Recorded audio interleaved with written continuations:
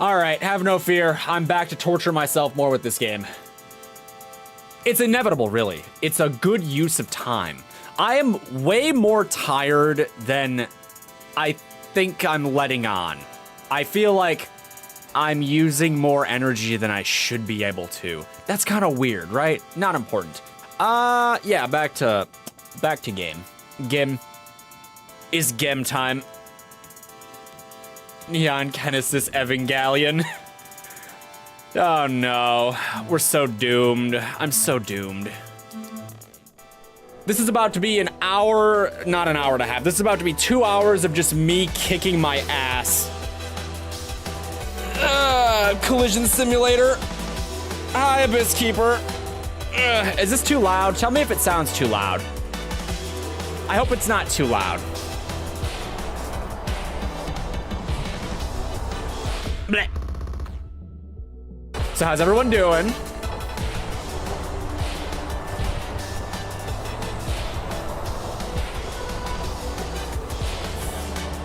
Ah, shit.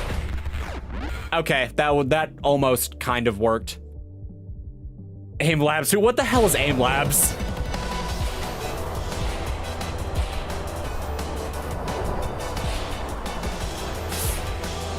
Yeah, I missed. Blech. Hi, Jellyfish. Hi, everybody. I hope everybody's doing well. I have a question, because it's kind of interesting to me, I guess. Does this have an aesthetic name? Because I know that the first, like, 20 levels of this game are Vaporwave, right? Which is part of the reason I bought the game. It's because I like Vaporwave. I like the aesthetic that is Vaporwave. Don't ask me why. I don't have an answer for why. It's cool, though. But, like, I don't know what this is. Like, it's got a synthwave grid, but I don't think that's what it is. So, you know, I just figured I'd outsource trying to figure that out to you guys.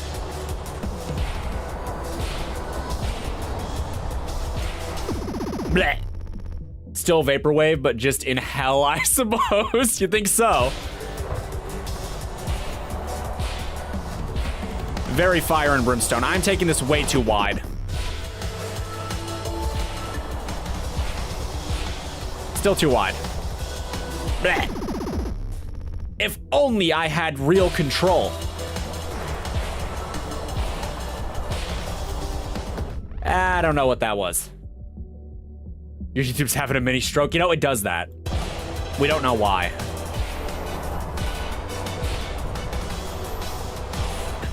Damn it. AIM Labs is a program FPS game used to practice their aim, by the way. So this is kind of simultaneously. Oh, I see. Okay, it's demand. Yeah, it's You know, I recommend everything up to the last 20 levels. It's a pretty cool game up until the last 20 levels. Then it turns into this. Damn it. We have some, like, I don't want to call it aim assist because it's not, but like some kind of lock-on assist. Shit, I overshot that. This is the entire stream, by the way. I'm not making it past this level.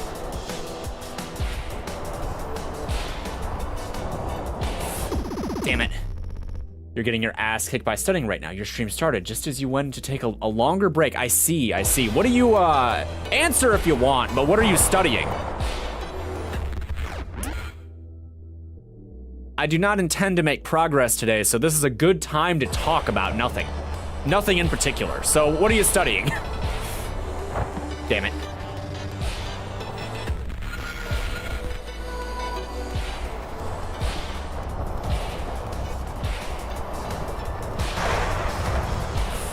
Okay, I don't know what to do there. I need to get high, but if I get too high, I have too much momentum and it carries me into the top of that rock thing I have to squeeze through.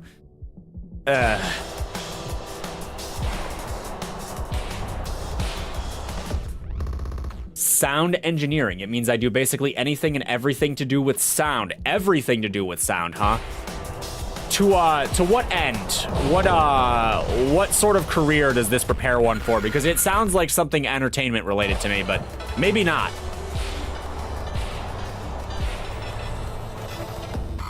Damn.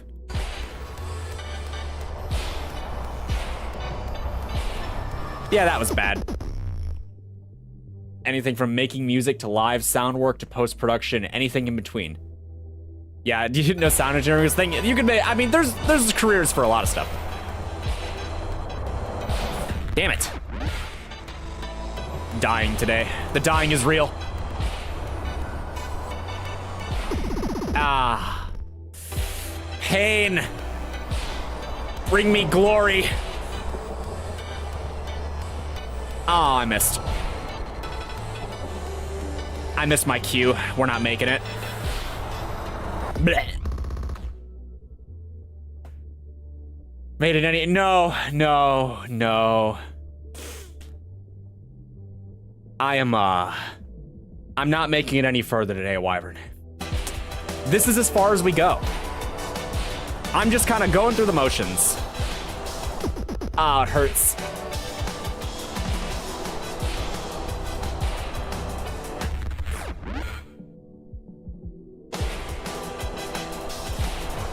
At least the music's kind of banging. I said this yesterday. I'm going to be repeating a lot of talking points from yesterday. So, okay. How many people do I have in this chat that play Fallout and are reasonably passionate about it, okay? This is important question. How many people know what Fallout is and like it and would get into an argument about it? This is very relevant and important to life. You? Okay, we have one. I count as one, although I am not a part of the chat. I am also passionate about Fallout and could get into an argument about it. Ah!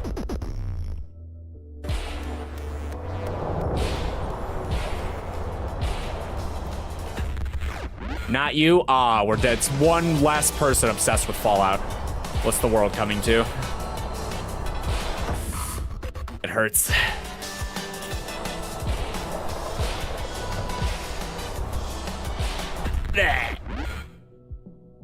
You haven't played Fallout, so you can't have an opinion? That's a lie. You could totally have an opinion about it.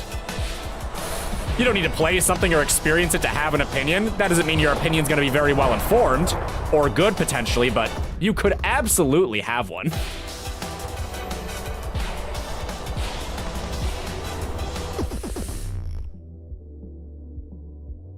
Fallout New Vegas fan in here. The dude who was sitting with you yesterday. I mean, you could, but would they be interested in the question? Oh, God. Fuck, I overshot. That hurts. Okay, so back to the question. So, okay. So, I am trying to pull myself too many ways. You'd feel dumb if you didn't based... Okay, I get it. So what I was gonna ask is, out of all of the, like, main 5 Fallout protagonists, right? The main 5 Fallout protagonists. We got the Fallout, what is it? We got the Vault Dweller, the Chosen One, the Lone Wanderer, the Courier, and the Sole Survivor, right? So if all of those characters, like, if you had to choose one of them that was the strongest, like the one that would kill the other ones, which one do you think? Which one would you pick? Oh, God. You'd be interested in talking Fallout, probably. Damn it. Game, I need to know what angle I need to hit to do that. Because I don't. I just don't.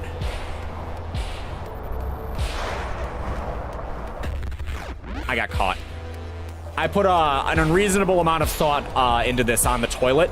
So, yeah, you know, I have, I would like to share my theoretical opinions with the internet while I'm in a position where I don't care if I'm winning or losing. That might have been good. Damn it, no, it wouldn't have been good.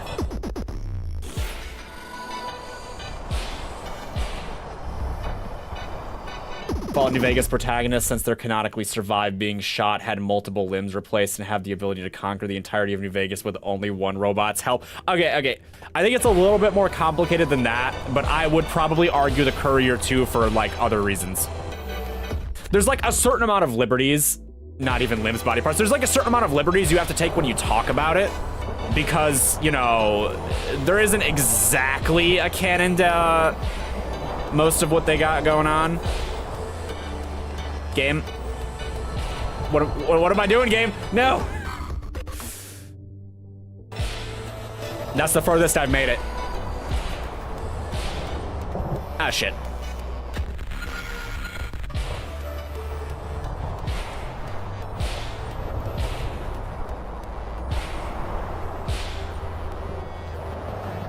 Yeah, it's bad.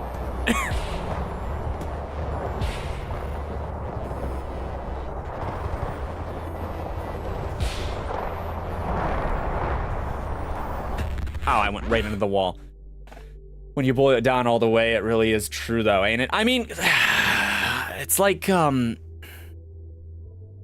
way they do it in the power scaling community, which I hate, but is the way that it is done, unfortunately, is we have to do things like compare what it is that they can do within a certain amount of reasonability and who it is that they, quote, scale to, end quote.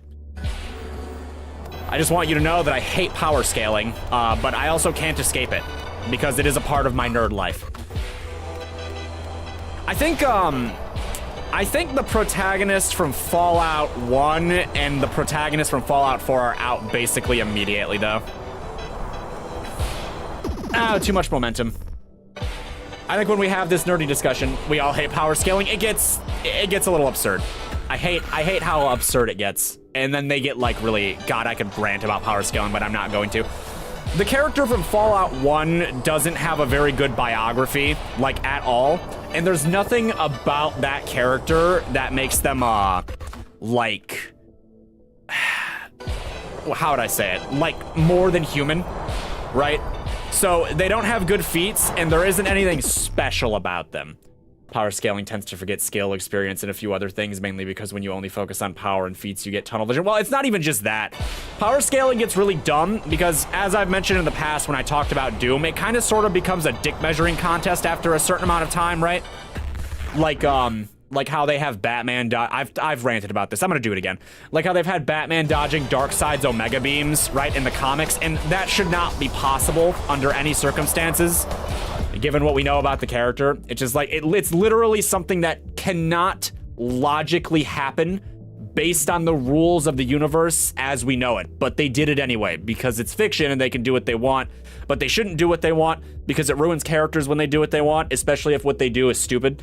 And it turns into this whole, like, garbage nightmare crap where we're starting to compare really stupid things to really stupid things.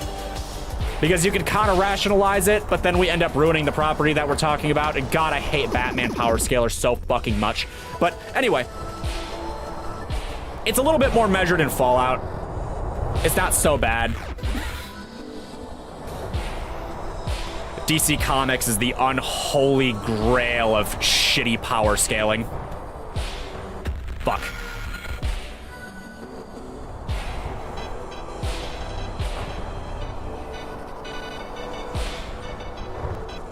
That's a little much. We'll try anyway. Ah! So part of it is bad power scaling and part of it is poor story writing. Yeah, actually, I mean, don't confuse the two for different things. Like, a story is, it's just important that a story be, like, logically consistent with its own world as it is for it to be, like, have interesting characters and stuff. Good stories and good logic are not mutually exclusive, because you have to be able to, like, rationalize the thing you saw as logical within the context that you've seen it. So if DC Comics says Batman is just a really, really strong person, like even just the strongest person alive, right?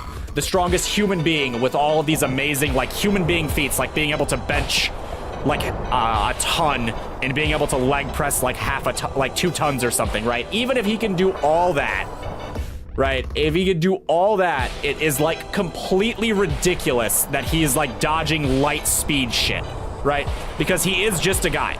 We've established in the canonicity of DC that he is just a guy. A really strong guy and a really smart guy, but just a guy. And it makes it impossible to like sympathize or rationalize with what's going on, because if Batman can dodge Darkseid's Omega beams, which can tag the Flash, then like, what do I have to be invested in? Anything can happen now. It doesn't matter anymore. God, I'm so mad at power scaling on performing well. World Trigger? I've heard about World Trigger. My brother wants to recommend me things. If you had to choose any 2 Fallout protagonists to put in the finish, it would be Fallout 3 and New Vegas protagonist. It's kind of tough, but I think the Fallout 2 protagonist beats the Fallout 3 protagonist. I would put the Fallout 3 protagonist at 3rd. Entertainingly enough.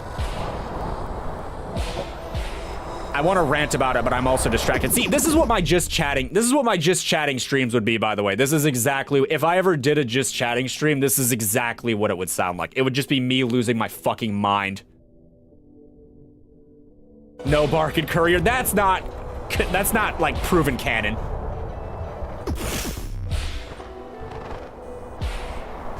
But yeah, anyways, yeah, Fallout. How do I talk about Fallout in this context? So, the Fallout 3 protagonist, this is what I'm talking about when I say we have to kind of take liberties, right? So, we have to do feats and we have to do, like, physicality, basically. So, it's like, stuff we know they can do.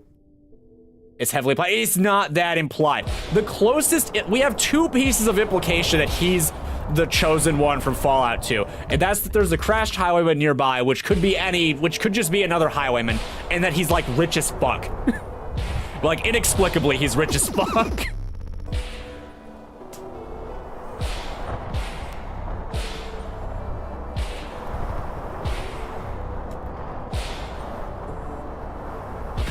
Okay, game, I need to know what to do there. More than 2? It's 2. There's 2.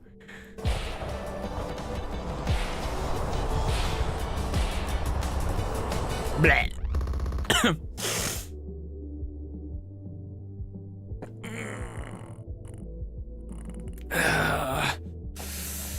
Okay, shit. What was I talking about? Right, Fallout 3. Okay, I gotta refocus here. We gotta refocus on Fallout. Okay, just bear with me here. All right. So the problem with talking about Fallout characters is we have to make some assumptions about what it is that they did, because Fallout's it's a choose your own story kind of adventure, right? And there's things that you can do and there's things that you can't do. And some of the things that you do have like lore giving like boons to this kind of conversation, right? When I'm talking about characters, like as I'm talking about this, bear in mind that I am assuming that all of the characters are more or less in the same like place physically before I start talking, because like obviously you get to choose what their special stats are and you get to choose this and you get to choose that. There's no way to account for that, right? We cannot account for how the character starts or, you know, how their stats are supposed to be or whatever. So we kind of just have to assume that everyone's got like a base 5 or whatever, or we have to take all of that kind of thing with like a grain of salt sort of situation. He mentioned seeing Crash Enclave Hellbird thing in a conversation, plus there's a mod created by one of the devs that it's heavily implied. It's not that heavily implied. It's cut content. It's cut content. We can't use the cut content to canonically justify a character being a certain thing. I'm also against him being the character from Fallout 2 because it removes player agency from that game. Like, what do we tell all the people that chose to have a girl as, you know, the, what is it? Damn it, the chosen one. Like, what do we tell them? Oh, sorry, you were wrong.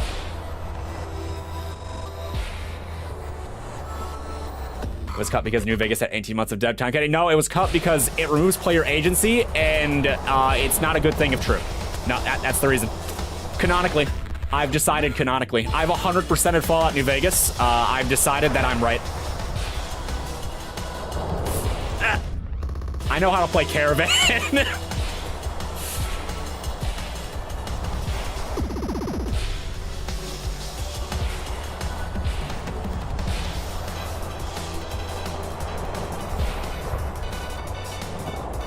Shit.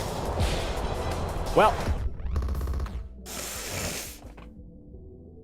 Okay, I gotta get back to my rant. Okay, so, like, when we have this conversation, you need to... The Chosen One is canonically male, unfortunately. In Fallout 2, they can sleep with a certain character and have a baby. That baby appears as an adult in Fallout 3, you believe? Okay, which character is it?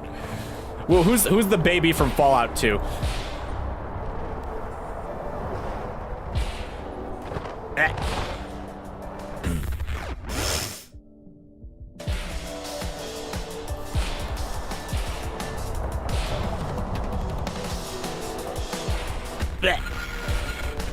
Opens wiki. The wiki could not possibly have this information. I'm stuck on Fallout New Vegas now. This game has become irrelevant.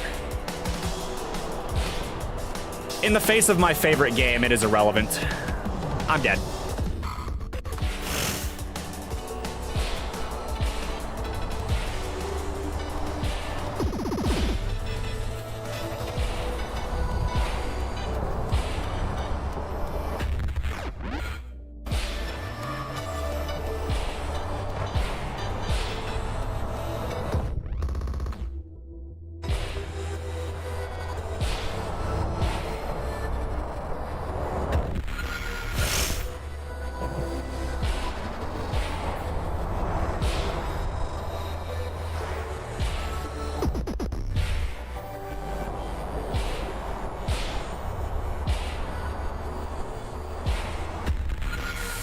Okay, I'm trying to focus on this, but it's not working.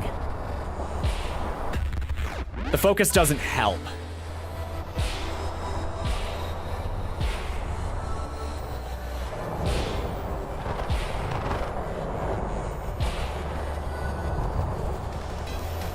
Blech. Oh, death, endless death. Okay, back to what I was saying. Well, Wikipedia happens. Mr. Bishop? Is Mr. Bishop the one who wants to detonate the nuke? How? Who is trying to confirm this is true?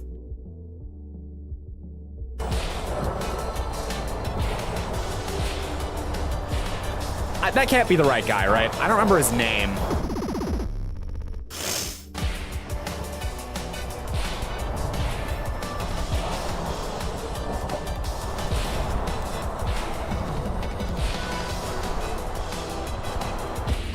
Damn.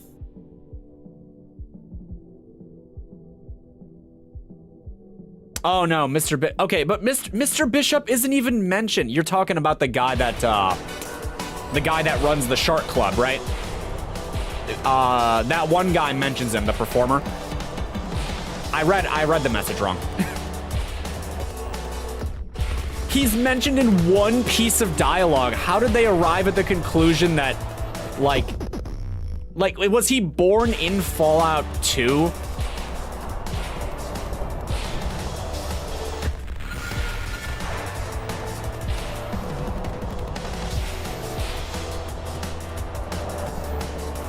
I was about to say I already failed, but I actually hadn't failed yet. Now I failed.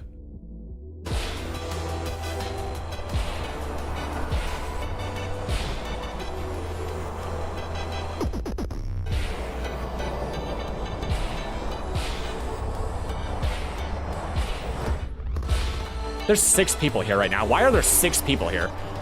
Why are you all here? Ah, wait, the 6 people left. There's 4 now. My theoretical pain cannot be this entertaining.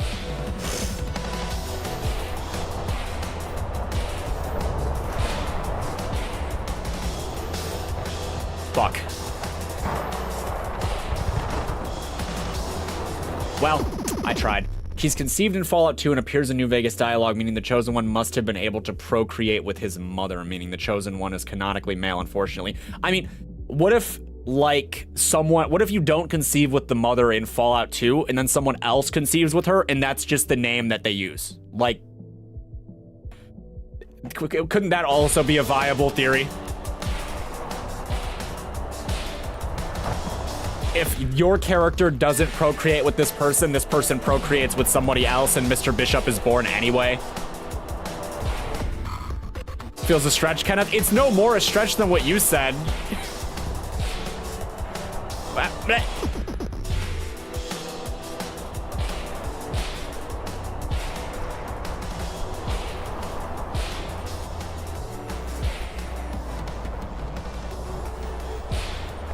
Okay. I don't know how to make that. I really don't.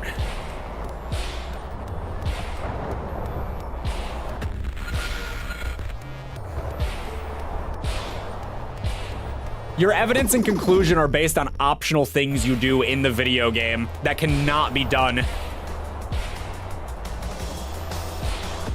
It's like Liberty Prime gets destroyed in the end of Fallout 3's Broken Steel DLC no matter what you do. His destruction does not prove whether or not this thing or this other thing have happened, but he will be destroyed either way. Blech.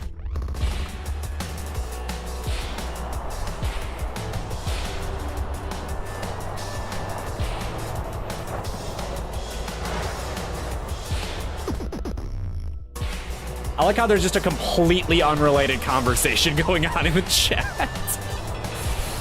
about an anime.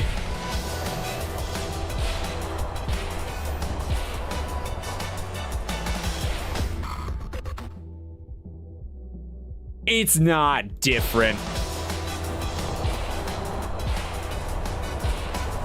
Your conclusion relies just as much on player agency as the one I've given.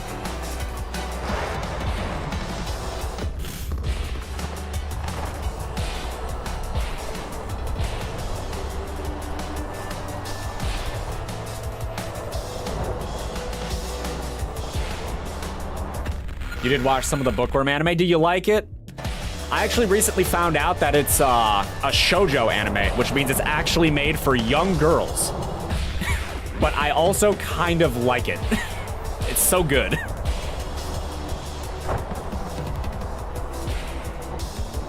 Gotta love an anime that respects its characters and has a good sense of pacing. Yeah, the isekai of the girl who loves books. It's good. It's good. I like it.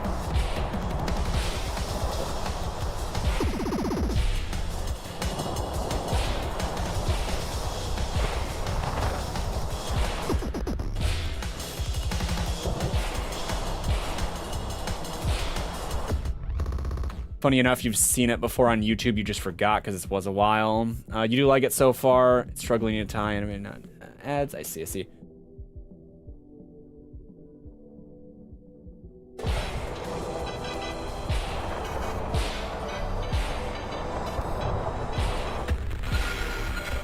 I mean, we can sit here and go round and round about what is and isn't true, but it isn't been justified either way. All we know is that there is someone named Mr. Bishop. And that there is someone else in Fallout 2 named Mr. Bishop.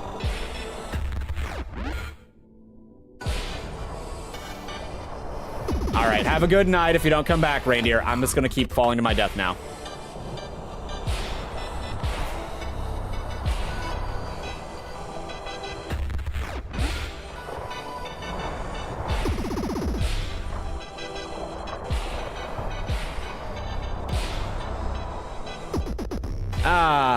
Yeah, I'm definitely not clearing this.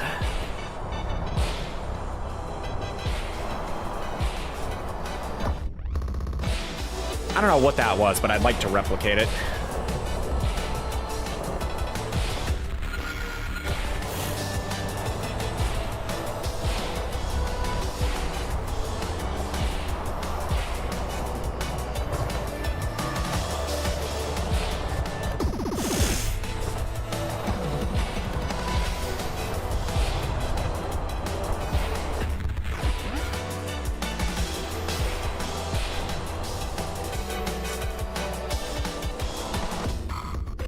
Some anime can scar your soul. He's not wrong. You know, actually, Wyvern, have you watched Descendants of a Bookworm? Don't spoil anything, because people here probably, you know, haven't seen it, but just curious to know if you've watched it.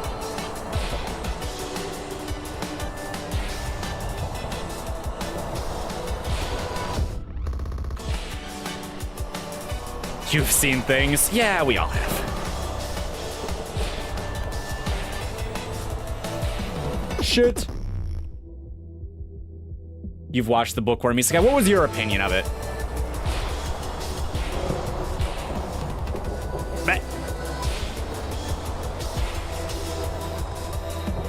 Damn it. Oh, there was a rock right there.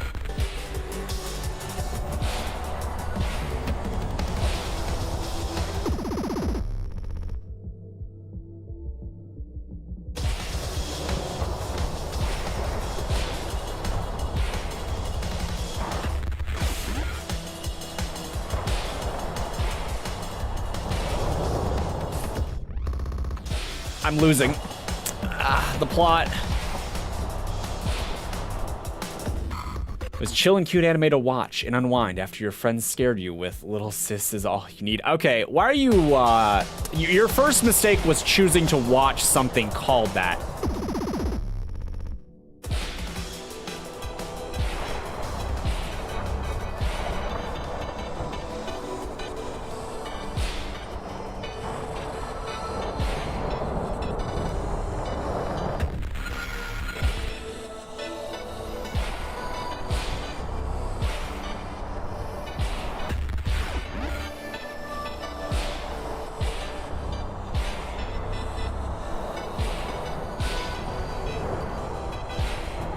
Ah, shit, that was almost really good.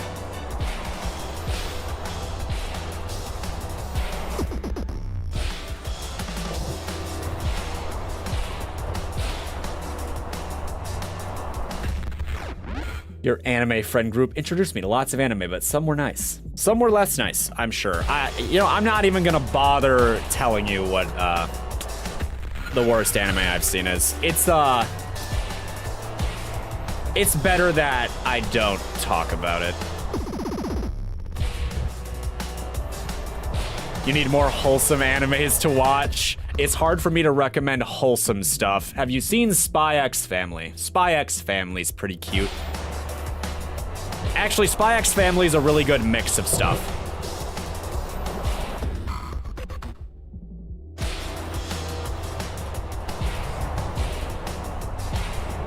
It's got action. It's got cute characters. It's got comedy. It's got a lot of stuff. Also, yours hot.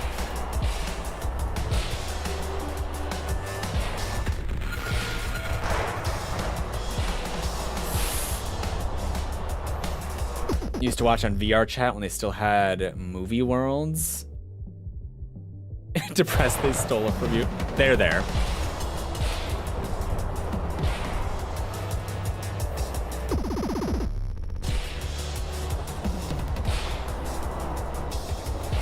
Yeah, it's already dead. Blech.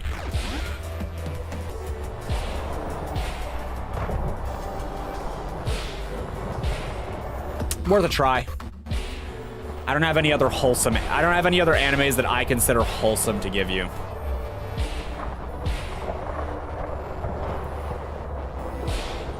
We don't have the momentum to do this. I actually can't think of anything. Shit. I don't watch a lot of wholesome anime.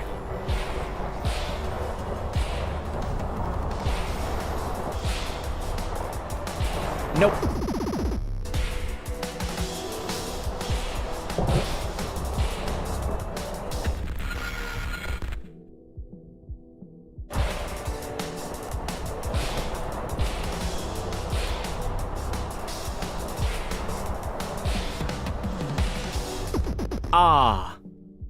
See, I can recommend stuff that has wholesome elements, but it's also got less than wholesome elements. So, I can't actually recommend it.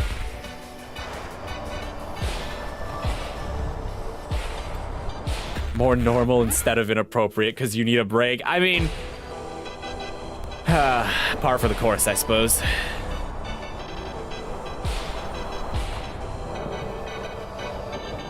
Well, that's bad. Oh, that rock. It came back to haunt me.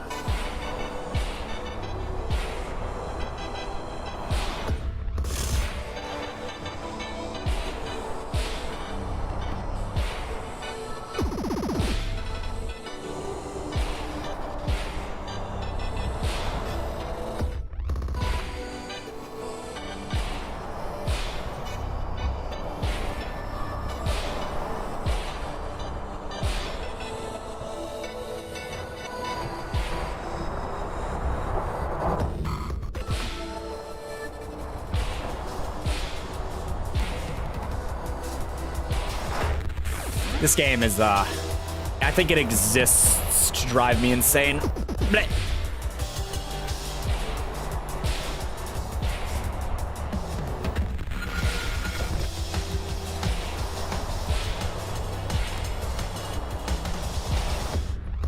What's worse about your PC is you finally got it fixed. The monitor said, if you, and stopped working after I tried to plug in a headset. I mean, maybe you're just not allowed to have nice things. Some people just aren't allowed to have nice things. Like, I'm not allowed to win this game. No matter how hard I try.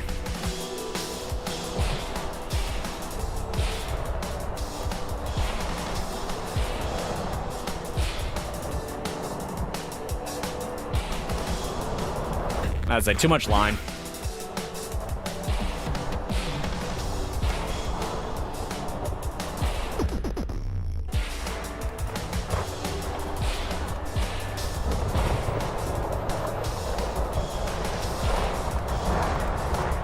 Okay, so I have to take it like sooner because I need to whip myself up.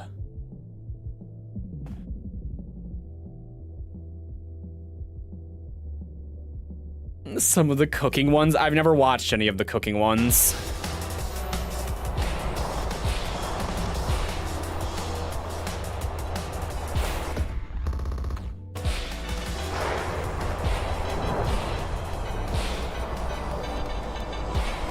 Okay, I need to take that quicker.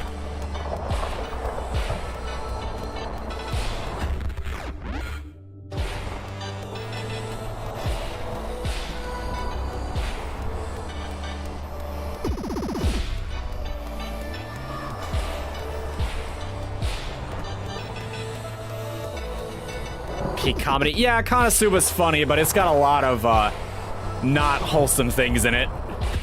Like, truly a lot of not wholesome things in it.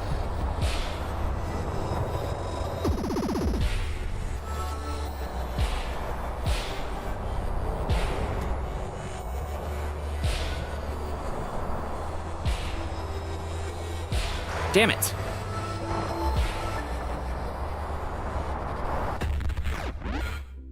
How not wholesome are we talking?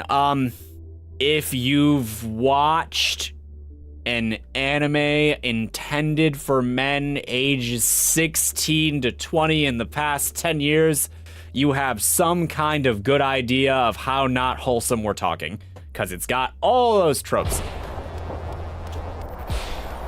Also, the main character is scum and we love him. And hate him. We love to hate him. It's, yeah, kinda. I mean, it's ecchi, it's not full on, but like, it's kinda not great. But it is funny, if you've got a tolerance for it.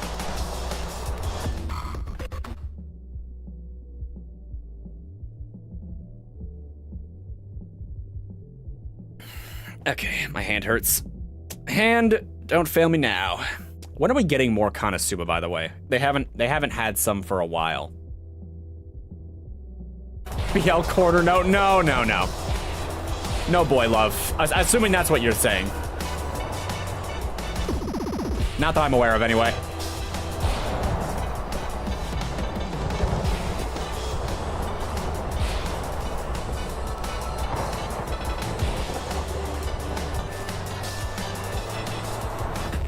No, yeah, sorry to rip your dreams in half.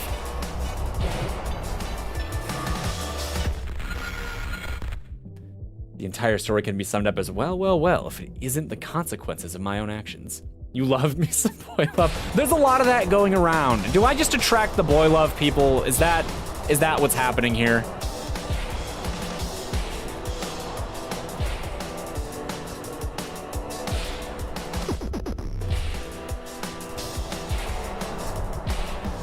Possibly. I have no particular interest in boy love, but I am occasionally a sap for like wholesome romance, regardless of who it is. If anyone's played Psychonauts 2, there's a scene in that game that is between the Psy King and the guy that's like good with plants, and it's so cute. I was like just sitting there listening to him like catch up, and I was like, aww, they love each other.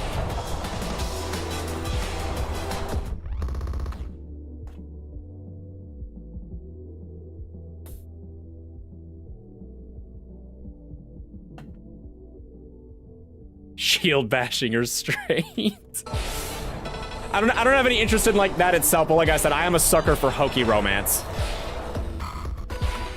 All right, sometimes it's adorable, okay?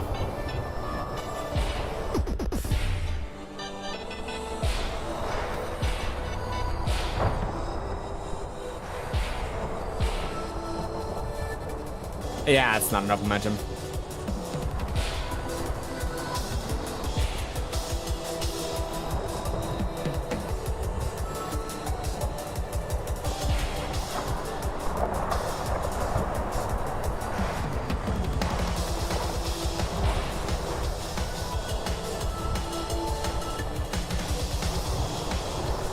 Oh, it goes back down.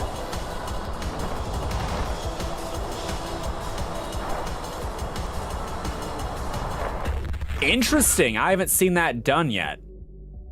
Otherwise, I might have been able to cheese it. We found the cheese. No, they thought ahead. It goes back down.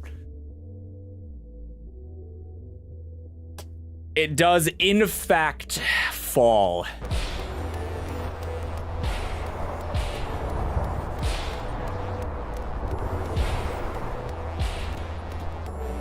They're smarter than me, I'm afraid.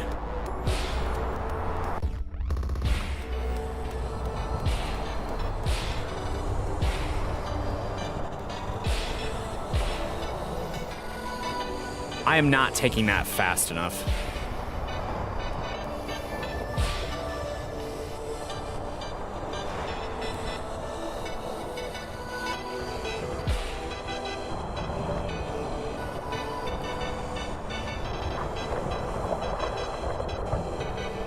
Blech. When it goes down, there's no way to rope up it, so...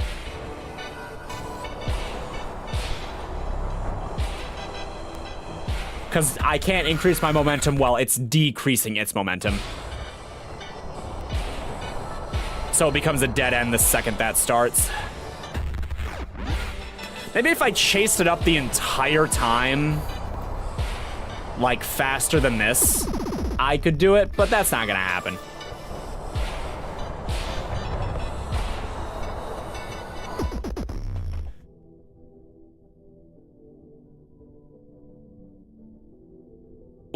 What's HSR? I don't know what that is. What is this acronym? Explain.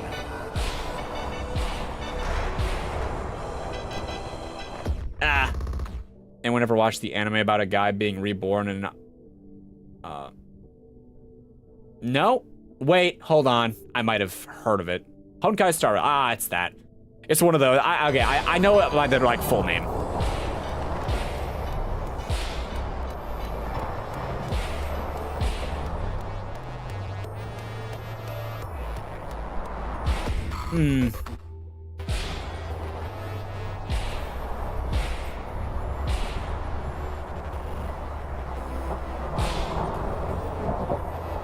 Okay, so it is so important that I ramp off of that cube into that. I, like, have to. Okay.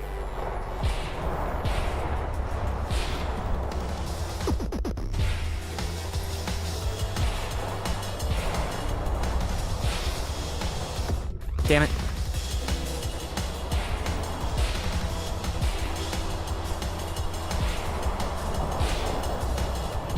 Yeah, okay. I get the gist of what has to be done.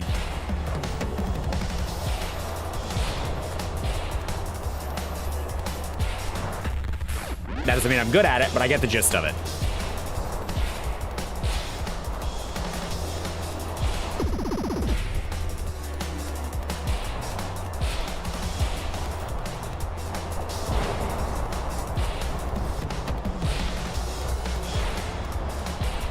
Okay, that's probably the gist of what they want me to do.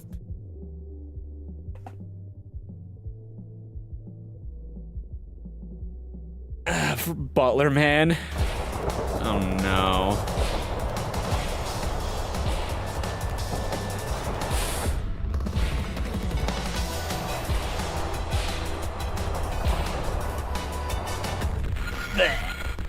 I must drink water.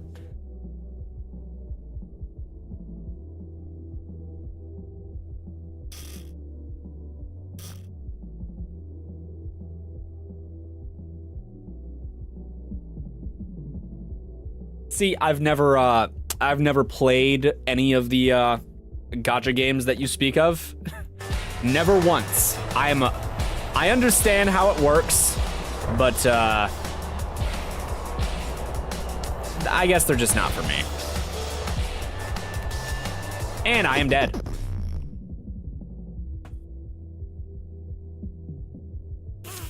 Okay, here we go again. Happy thoughts, me. Ow, there were not enough happy thoughts.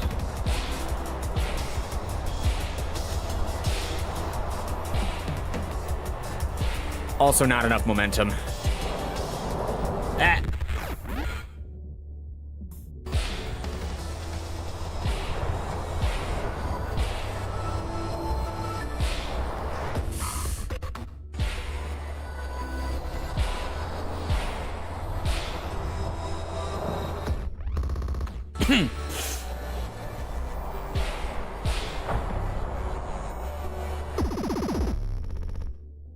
How big is one of these games? Like, what's the gigage for the phone version of this game?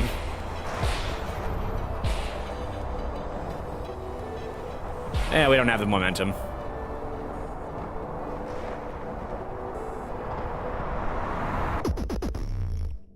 Five gigabytes or more? Let me check. Let me Google check. Oh, great. We got 2 checks.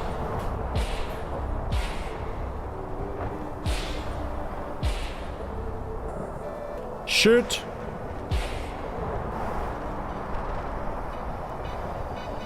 Ow. Hit a rock.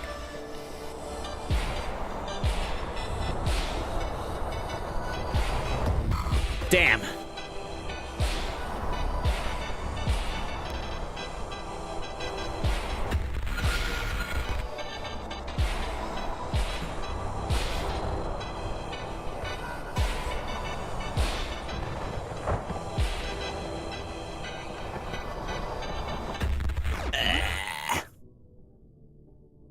Genshin Impact requires 30 to 50 gigabytes. Is that on the phone or is that on the Xbox?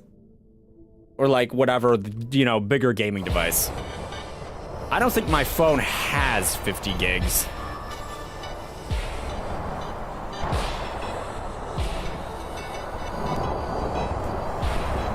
Ah, shit.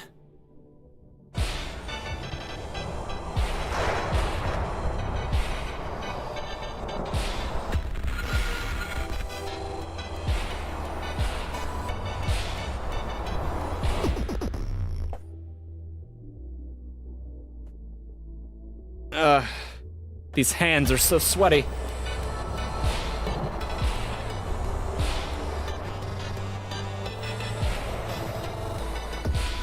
Oh, whoops.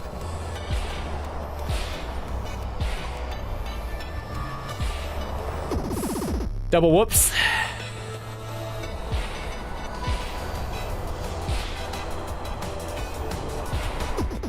Maybe the angle that I get on the cube is like greatly influences this.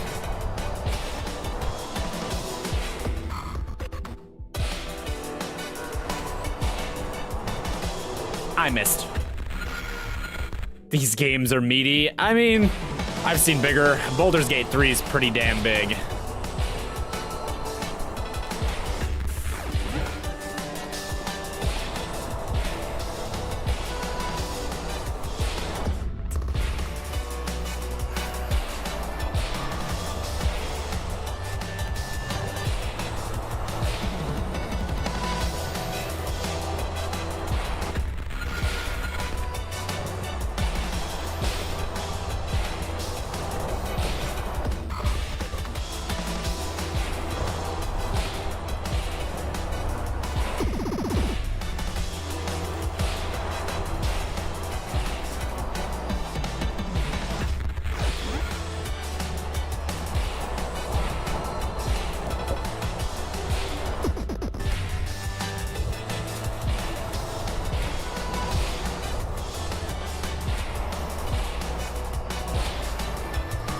And that's that.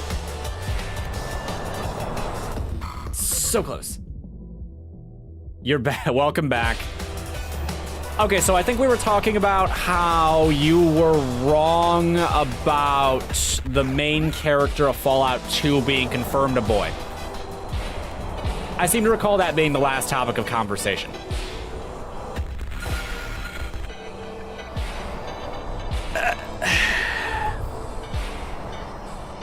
And I was losing at this game.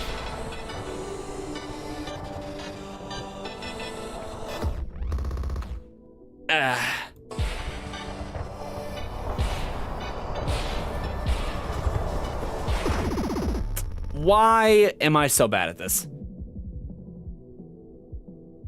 The evidence present? You mean the pseudo fan fiction that the community has cobbled together as being true?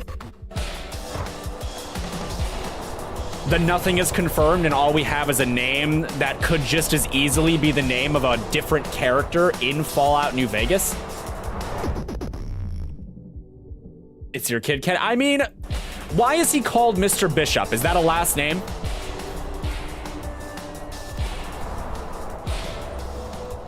And whose last name?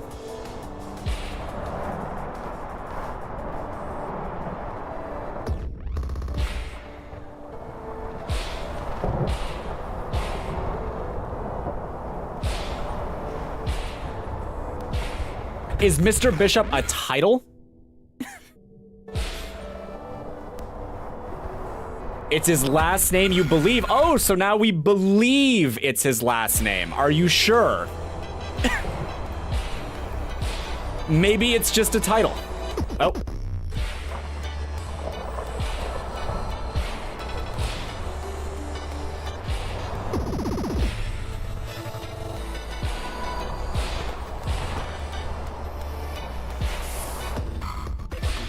That leaves room for doubt. Yeah, that was the dumb insinuation I made. Ah!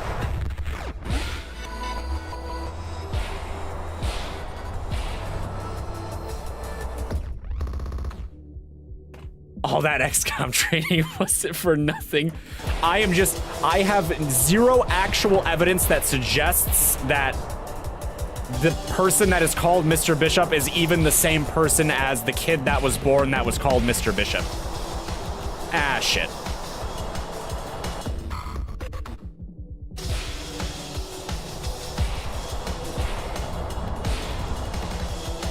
Even if I 100% believe that there is a character in Fallout 2 that is your kid named Mr. Bishop, this does not confirm that this Mr. Bishop is the same as the other Mr. Bishop.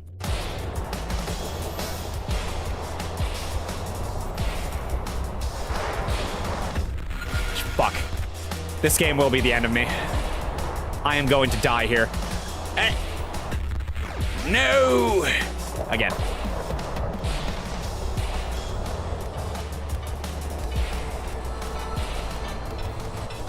Practice makes perfection. I'm not even sure that that's the case here. This game is something else. Whoa. I lost already, but let me play around anyway. Right into the wall. I want you all to know that I beat Getting Over It, and this game makes Getting Over It feel like a happy dream. It's a very different kind of rage game. It's mostly reflexes. Some kind of intuitive learning of the situation. Getting Over It, you can kind of rationalize what you're doing. Not quite this game.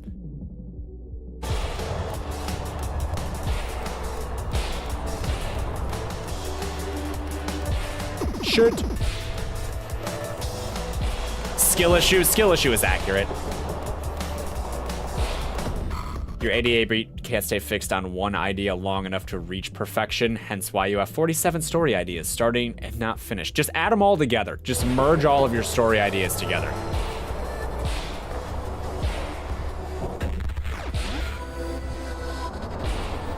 Dinosaurs in your night story? Yes. Yes. Are you enjoying the Fallout 2 conversation? Okay, well, I still have people here. I need to get back to my original thought about Fallout protagonist fighting, because if I don't resolve this idea, it will haunt me all of tomorrow. So I need to continue talking about it. Okay, so everyone just level with me here. Okay, just level with me. So like I was talking about earlier, when we assess something like this, I think the fair thing to do is to we have to ignore all of their perks and skills, right? Because like I said, Fallout is a game of like character creation and stuff, right? Not all characters you're gonna build are gonna be the same, and there is not necessarily a canonical like way that the character behaves. So we kind of just have to assume that everybody's got like a baseline area that they're at. Like everybody's kind of got to be the same, right? Because we can't possibly account for that. But there are perks that your character earns as a result of story-related stuff, right? Like things you do in the game that canonically give them something, right? That is usually a perk, right? Actually, I think it's always a perk. So we can use those because they are something that the character earns. And for the sake of the argument, we have to we kind of have to take the best ones that we can. So it's not a matter of what I think makes the most sense for the character to do. It's just like, what is obviously the best course of action that results in the best benefit for the sake of the fight.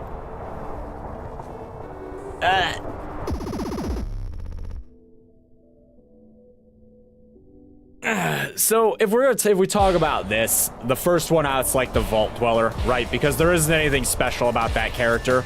They don't have particularly strong enemies that they beat, and there's nothing that makes them better than a normal person, which is why I think that it's impossible that they aren't the worst one here.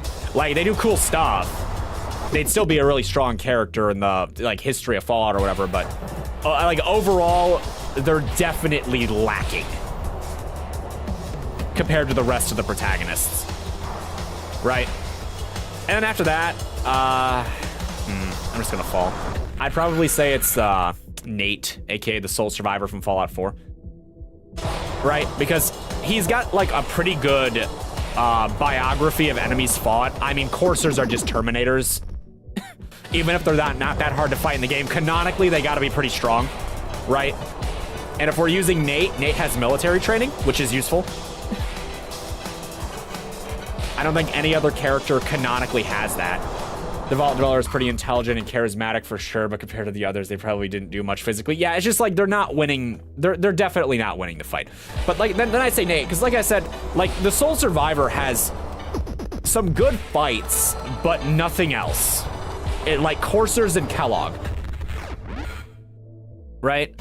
And it's not bad. It would definitely make them better than the Vault Dweller, but it's not. I don't think it's enough to outcompete the other characters on the list, because all the other characters are like they're all superhuman, and they all have like better feats, basically. Well, I guess the third one doesn't, but it's like close enough, right? And then I was talking about it earlier. The character for Fallout 3, the Lone Wanderer, I'd say is probably third, and it's a tough call. Like honestly, because he's got that one has a lot of shit. Can we just talk about is the sheer number of bullshit that character can get, right? If you just play the game right. So if you mutate yourself in the Wasteland Survival Guide questline, you're a biomutant, right? Because you get healed by radiation, right? Take the strongest version of the curd, then there's superhuman cyborg. You're not sure how super physical. Oh, no. See, it gets pretty crazy though. Okay, let me just talk about the Lone Wanderer for a second, because it's not as far off as you think, but I'm just gonna talk about it, right? So first of all, you become a biomutant in Fallout 3 if you do the best radiation thing for the Wasteland Survival Guide, right? So you heal limb damage if you're irradiated. If I'm not mistaken, that's what it does. I don't know how this translates exactly in a fight, but it's like one advantage that this character would have, right? And then if you do the those mission, you get the right way. You get a booster shot, right? You get a gene. I'm just gonna like sit here and talk about this because this is more interesting than the game right now. You get a booster shot, right? You never played Fallout 3? You're about to learn some things. Oh yeah, it's bad. So there's a mission. Oh God, I just realized I have to explain this. There's a mission where you kill ants for a scientist. You can not help the scientist, but like I said, we're prioritizing what makes the character better in a fight over what I think would or wouldn't happen, right? And it's a perfectly valid way to do the quest. So this is what we're working off of, right? Yeah, so he gives you mutagenic enhancer, and you get to choose between superhuman senses or superhuman strength. I think it's fair to say that superhuman strength is the better choice, right? Like, I mean, maybe superhuman senses could help you shoot better, but I mean, being physically stronger than a normal person could be is... Gotta go later, gang. Have a good night, Wyvern. I'm just gonna rant here for a minute. Thanks for stopping by. But yeah, so like so we have superhuman strength and we have the ability to heal limbs from radiation damage, right? And then if you complete a story quest line called The Replicated Man, a certain way, he gets superhuman reflexes because the character gets an institute like implant that's called wired reflexes, and it's described as giving you like enhanced reflexes. So it's probably superhuman reflexes. I don't remember what it does exactly in like the game mechanics, but I think it makes you better in VATS. But the point is they're faster, right? So superhuman strength, superhuman reflexes, radiation healing mutation. What else? We have, you're probably familiar with Harold. Harold is a tree. You kill Harold in Fallout 3. Spoilers for a game that's almost 20 years old. But if you kill Harold, you cannot kill him, but if you kill him the right way, you get something called the bark skin perk, and it's described as giving you skin like bark, right? They got him. Rest in peace, Harold. So you've got superhuman durability in the form of having damage reduction because of bark skin, and then superhuman strength, and then superhuman reflexes. You liked him too? Yeah, you can burn him alive also if you suck. But we're not doing that in this circumstances. You should just share his Dunkaroos. He's a guy. He was a guy. We miss him. He dies. Anyway, yeah, so he dies. And you could get cool thing from him. Let's see. There's a lot of training. The character in Fallout 3 gets a weird amount of training, actually. You get training from a ghoul that worked for, like, doing assassinations and espionage before the Great War. He teaches you some stuff that gives you a perk that's about fighting a certain way. And then you're also, like, the strongest gladiator the pit's ever seen, and you get a perk for, like, surviving that also. And then you get alien weapon training, because in Mothership Zeta, if you just go and use the shooting range in a certain location, you get it like a better ability to use alien weaponry. And then, let's see, Wasteland Survival Guide gives a perk that's about surviving the wasteland, so that's pretty useful too. You get another mutation that involves Punga Fruit. I don't know how useful this one is in this context. Don't ask me what it would do, but it's just more biomutant crap. Everything they want. Yeah, no, you're awesome. You're a cool guy. Cool guy. What other crappy mutations are there? There's one more. No, it's not a mutation. You learn how to drink blood like a vampire, which sounds cooler than it is. You meet a group of cannibals who think they're vampires, but because it's Fallout and because mutants exist, maybe they freaking are vampires. We don't really know. But they teach you how to eat blood in such a way that it actually restores you to life. Yeah, we're gonna say cannibalism, but like they teach you how to do blood in a good way. So like maybe they're not wrong, but they probably are.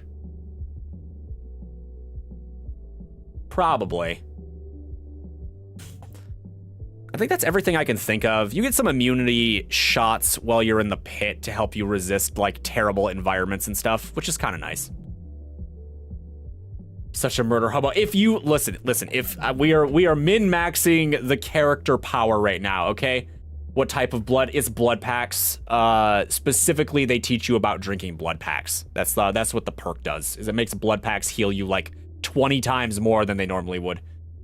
Irradiated cyborg mutant cannibal. Remember, also a cyborg. So okay, so as I was saying though, the lone wanderer, like the reason I put that character like higher than the other two is just because they have all this shit, and like some of it's really useful. The strength, the reflexes, and the armored skin in particular. It's like it's definitely enough to put them above. At least the courier got brain damage before they started being insane. Yeah, maybe. But yeah, I'd say the lone wanderer probably ranks in the middle. Just by merit of actually being superhuman to some extent, like very verifiably superhuman. Right, and then we get to the last two. So next up is the chosen one, everybody's favorite. Ambiguous, could be any one character. If I remember correctly, the Chosen One has, that game has implants, right?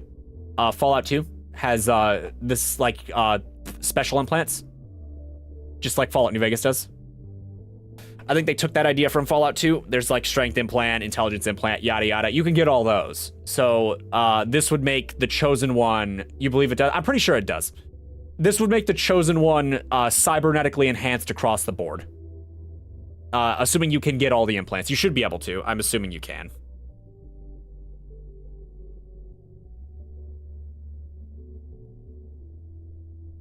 No, Barcat is brain skew. No.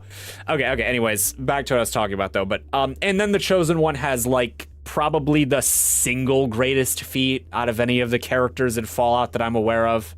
It killed, Frank Horrigan. The Frank Horrigan. The one no one online will shut up about. Darth Vader of Fallout. Our boy. And his machete hand. So, yeah, that's enough to be rank 2. I think, easily. And with some debate for rank 1 on top of it, just because Frank Horrigan is so ridiculous that it's enough to put them at least there. Machete hands, McGee. Yeah, Frank Horrigan can canonically decapitate a Deathclaw with 1 strike. Huzzah. And then we get to the Courier, who is the, I would still say is probably at the top. I don't have a... Okay, so let's just talk about the Courier for a second, because the Fallout New Vegas is the one we all share, so this won't take long. But superhuman across the board, right? All the special implants the Courier can get, right? Very awesome. Very cool. Steam dying? Maybe. Don't worry about it. The stream may be dying. It might not be dying. Maybe your side of the stream is dying. Maybe I don't know. You're just listening? Okay. Anyways, the Courier's superhuman across the board, right? Special stats are all better. So superhuman intelligence, superhuman agility, superhuman strength, superhuman charisma, superhuman this, superhuman that, right? And then there's the extra implants that the Courier gets that the Chosen One doesn't get. So we have subdermal armor, which, if I remember correctly, bolstered cells with iron. The best you can do is listen. Thank you for listening. So they're just a tad more bulletproof. The monocyte breeder is a healing factor, but like not a stupid good one. It's described as being the same kind of regeneration that lizards have. So like, I'm sure it would help a bit, but it's not a crazy advantage. But it is one other thing that they have that the Chosen One doesn't. Oh, what else? There's all the crap from Big Mountain. XCOM ass gene mods. Yeah, I mean, I don't know. They have a lot. It's not even just like gene mods, they're implants, right? I don't know how much of it's actually biological. Anyways, they can't have a cybernetic brain because it's not possible to leave Big Mountain without one, but there are advanced technologies in their head from getting the brain, which I know makes the head harder to injure. So, you know, harder to shoot in the head to death. Sounds like a good advantage. Cybernetic spine, I think it adds strength, so it's just more strength on top of the already superhuman strength. And it increases damage threshold, if I'm not mistaken, and it also might make it so that your torso can't be crippled. What I'm saying is they have a really strong back. Really strong torso. And then the heart, also cybernetic. I think that might... I don't know what that adds. I don't actually remember. I know it makes it so that you can't be poisoned, but... I mean, super advanced cybernetic heart's gotta be better than a normal heart, right? And there's all the weird shit that I don't remember. Like the... implant that makes you crawl faster, and then the implant that makes it so that you don't have to eat or drink food as much, and then the stuff that makes you better at killing certain things. I don't remember all the weird like bonus implants. The auto dock gives you stuff. You could buy things from it. I just remember that there's more. Like there is more. Who's the main human weak point, to be honest, since the skull is made of metal, so no shooty, and their spine is steel, so no snappy. Yeah, they lose a lot. And then what else? I don't think there's anything like any other boons, like as far as physical stuff, but they have to be more superhuman than the Chosen One is, which is just a nice, you know, advantage overall, right? They have access to the same tech. So, you know, one has advanced power armor, the other one can get advanced power armor. Having a debate about weapons and technology between the characters is pointless. So all that's left is feats. And the Courier might not have a single feat that I can think of that is as good as Frank Horrigan, but they have way more consistency Like the giant Robo Scorpion. Man, Old World Blues is carrying this, isn't it? The giant Rad Scorpion, the robot one from Old World Blues, the one that's like the size of a house, has got to be some ridiculous level of like, holy shit, I beat this, right? Like, it might not be quite Frank Horgan level, but it's counting for something, damn it. It's like actually building sized. A more dangerous Death Claws has definitely fought the majority of an army, more or less on their own. Survived some really dangerous shit. There's just like more, it's the problem. The Courier doesn't have like a single feat that's as impressive as killing Frank Horgan, but there's just so much more consistency in the Courier's story that I don't think it matters too much.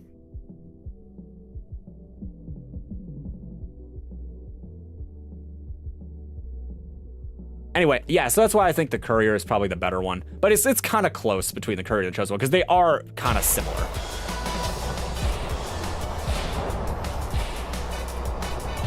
Blech.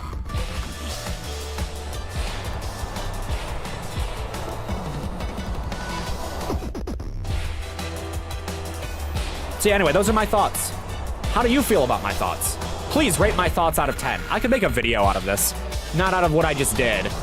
You know, I'd have to, like, actually structure it and talk about it. But I could totally make a video out of it. Whoa.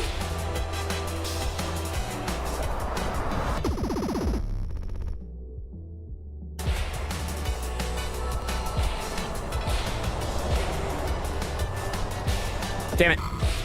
Survive.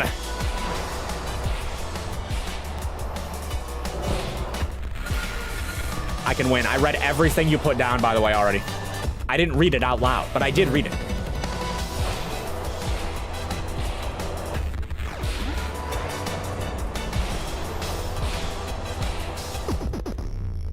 You kind of need to assume they're performing at least somewhat above their usual threshold, at least for a bit.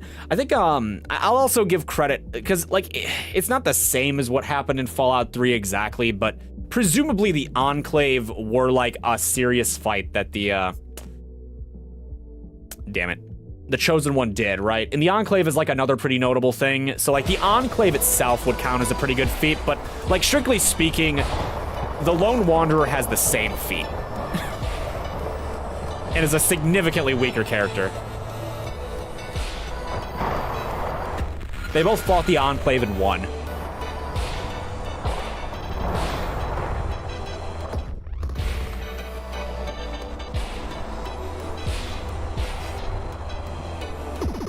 Damn it.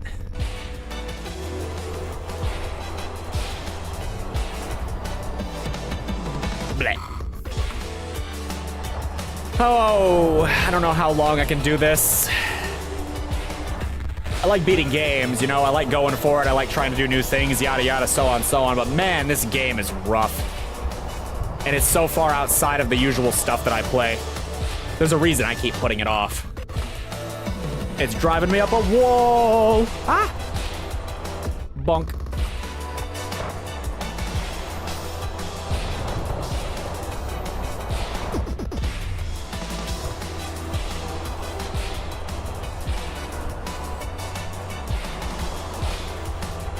Damn it.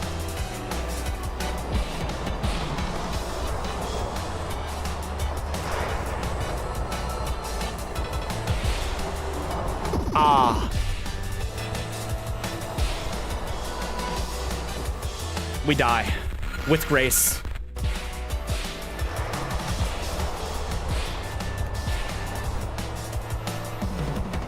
And we already lost.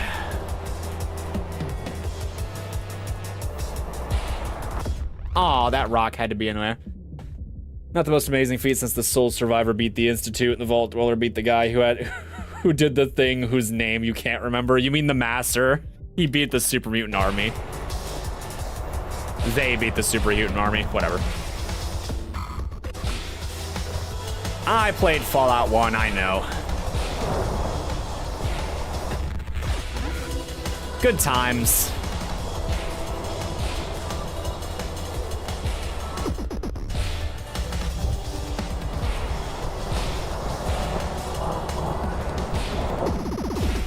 Swing, damn it, swing.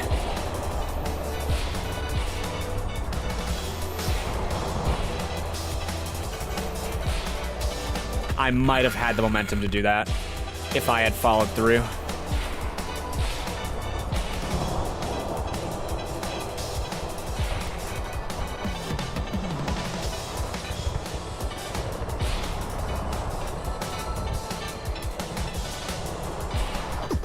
There was an attempt.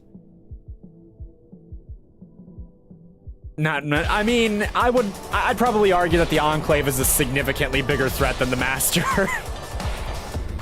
Power armor is no joke. And the Enclave actually had other sophisticated technology, like, you know, war machines, Verabirds, and the like. Vertibirds. I think that they'd be considerably stronger. It's just the Vault Dweller does not measure up very well with the rest of the characters. They really don't. But being the sort of trendsetter, I guess that makes sense.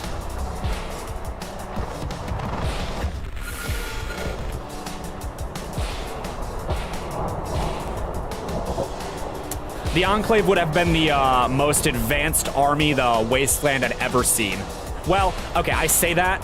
I guess the Institute has some really sophisticated technology too, but the Institute's soldiers and war strategies are kind of ass. It's a very different army. I think I would argue that the Enclave is probably much more dangerous. Like, the Institute had some really advanced stuff, but, like, probably even more advanced than the Enclave, but it's, like, not, a lot of it wasn't made for war. So it's not the same. I would argue that the Enclave was and still is the most dangerous threat to the Wasteland ever, and that includes alien invasion. I would argue they were more dangerous than the alien invasion.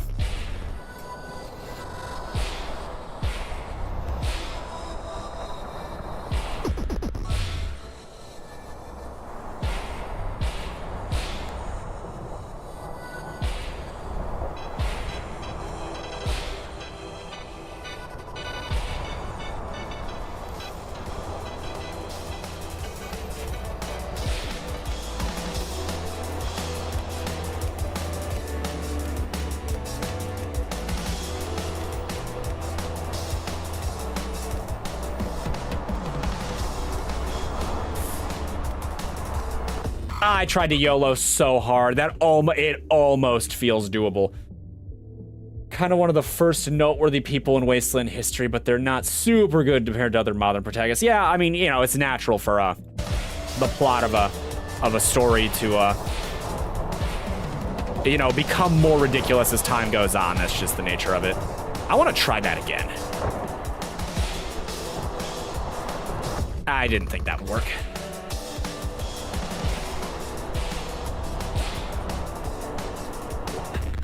Kind of like Sun. Oh, I see.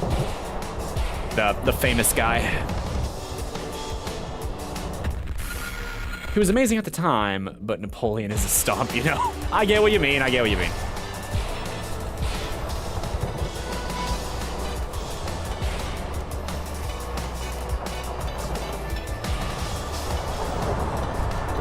Shit. I gotta go from the other direction. It's just way easier to land.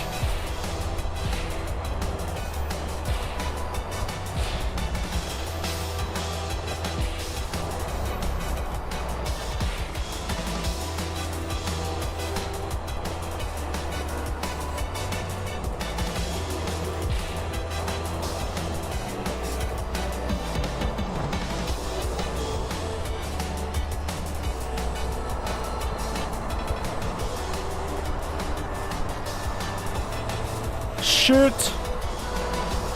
What a view. What do you think that random block is over there? God, it almost feels doable, but it's so stupid and I shouldn't be doing it.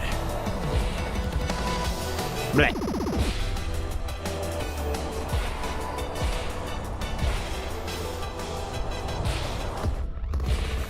I'm gonna keep trying though because it's less painful than this.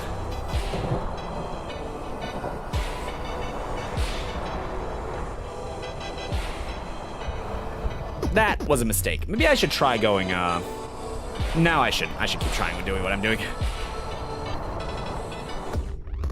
It's where the mysterious floating purple cube lives? It lives on the platform out there? What do you think it does there? Does it eat breakfast? Does it live its life? Does it have a cube lover that it spends its time with? What about cube children? A cube mistress to cheat on its cubed lover with. A cube divorce after its cubed lover found out about its cubed mistress. It's alone now with its cube television, cube heart, cube broken.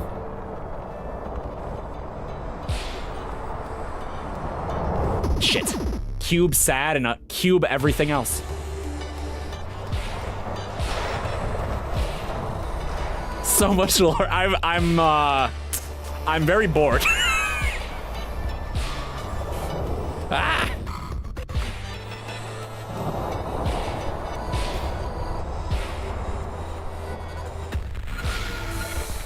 Do you think it attended Cube High or Square U?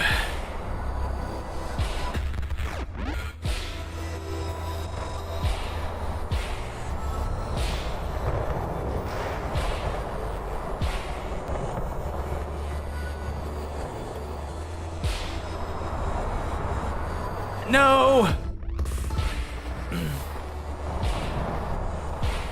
Square U sounds funnier. Proud graduate of Square U.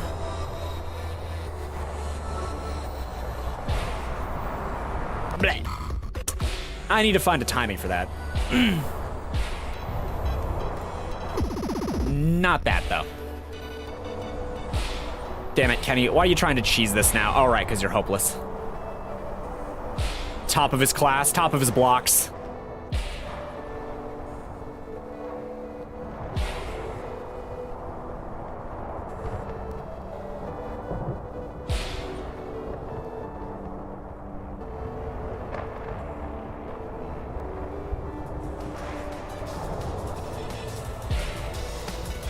I can't get an upswing.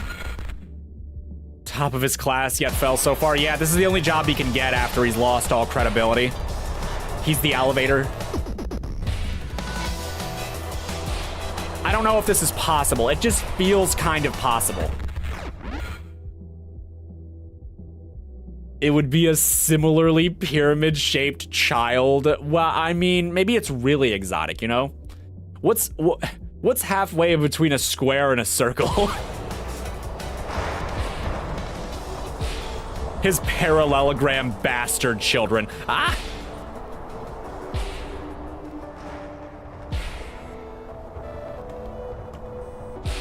I need that momentum.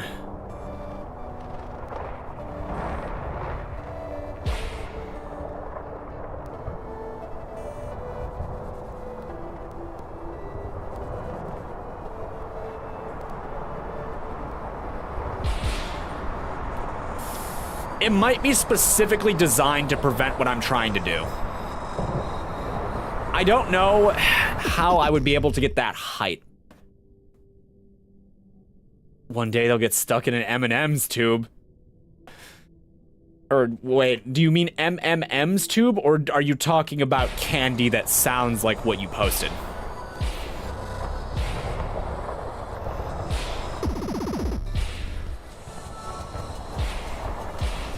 I haven't figured out if I think this is impossible yet.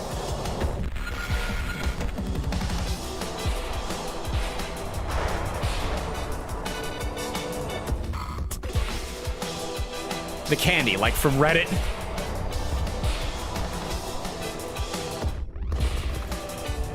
Do you think his block parents have disowned him after he cheated on his block wife with his block mistress?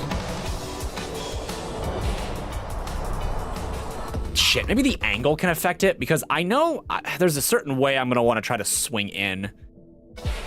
I don't know where I would try, though, to be better. Ah, shit. I don't do physics.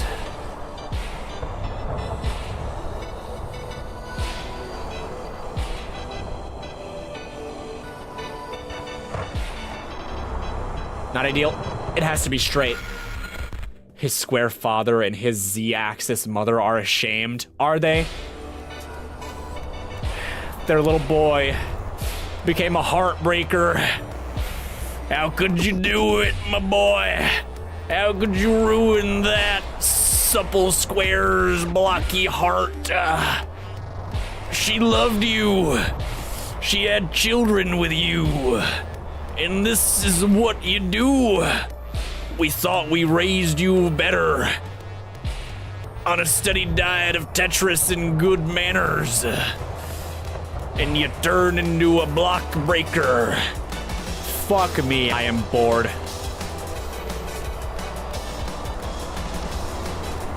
Traditional square father.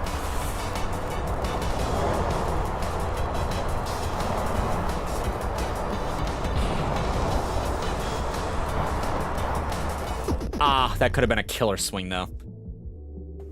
What's with the cowboy ask? I don't know. It's just something you do, all right? If I want to sound like someone that I guess I would consider like the less intellectual, the less intellectual equivalent of my accent from my perspective is the accent that I associate someone having like 100 years ago or 200 years ago. It's not racism, they're Western. Like 200 years ago, and that the only notable accent that existed back then, sort of that I'm aware of, is cowboys. Not that I think cowboys are less intellectual than I am, or that there are people that talk who might talk like that are less intellectual than I am, but it's just where my head goes.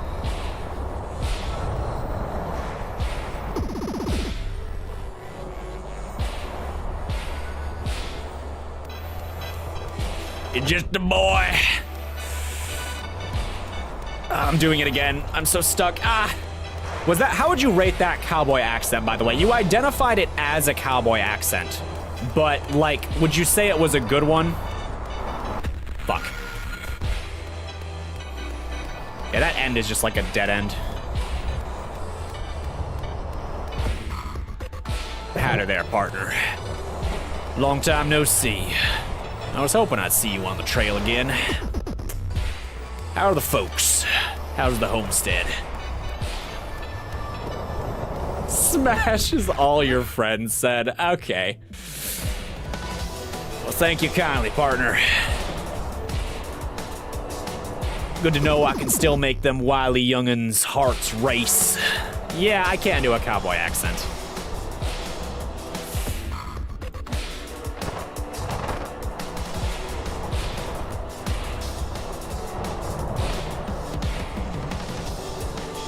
He's flustered. Am I flustered or is your friend flustered?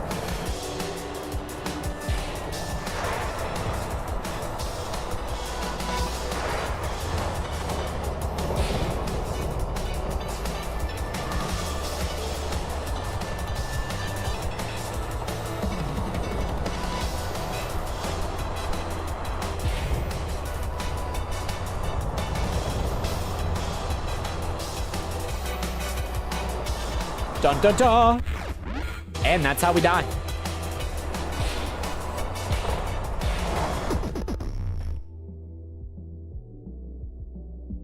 Your friend, you're not interested in cowboys. Your heart is for all the werewolves.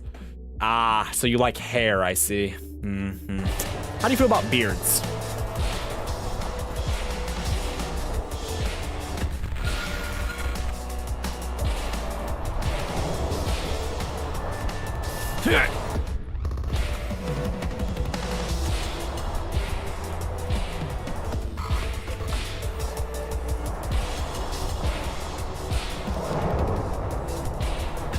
You actually hate hair, but fur is neat. I see, I see.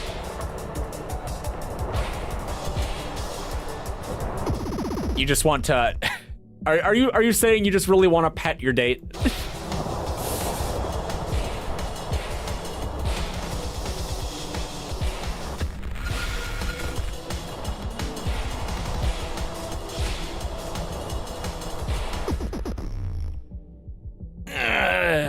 I mean, to quote my friend, who probably got it from somewhere else, everyone's a furry if the artist is good enough. And yes, you do. What is my opinion on fur, actually? I think it's tolerable if we're talking about this, but it's about quantity. Like, not if they're covered in fur. Covered in fur is fine as long as the fur isn't too long. It's got to be kind of fine. There's got to be some, like, solid skin definition. You know what I'm talking about? Like, the frame can't, the silhouette can't be changed by the amount of fur. So the second we get to that point, it's a no. But, like, as long as it's fine enough, it's fine. Shit.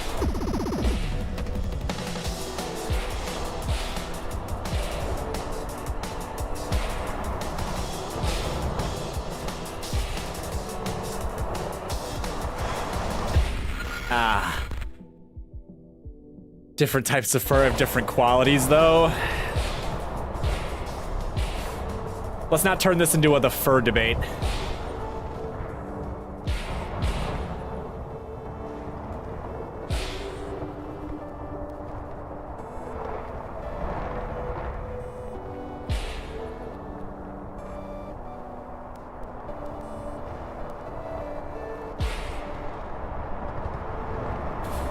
Oh my god.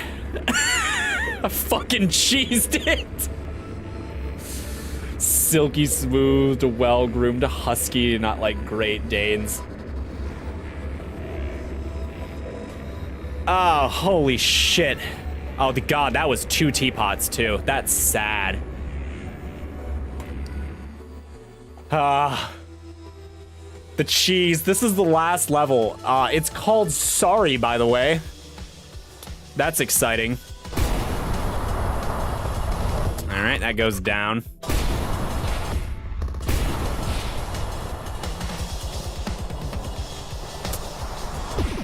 Okay, so I can hit that. Oh, I see.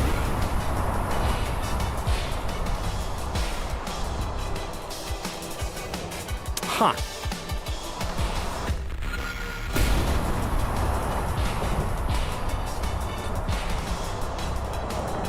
That is a tight window.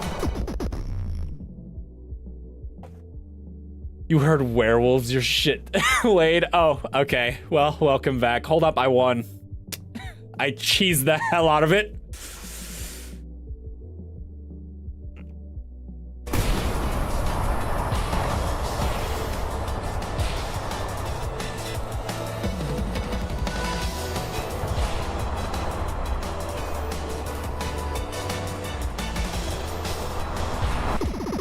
Do you have to shit whip yourself through that hole?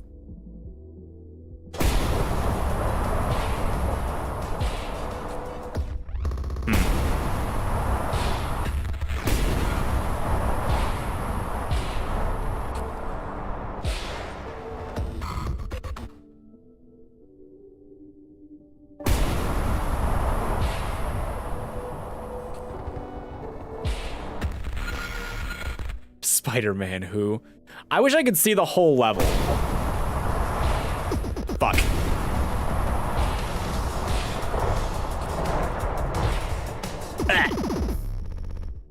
This level is interesting. This level is chaos. I think I have to shit fling myself through that hole because there's nothing to actually grab onto.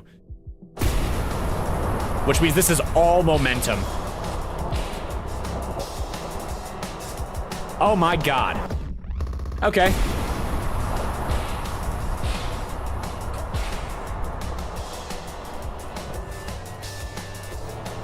Oh, that's bad. Hold on.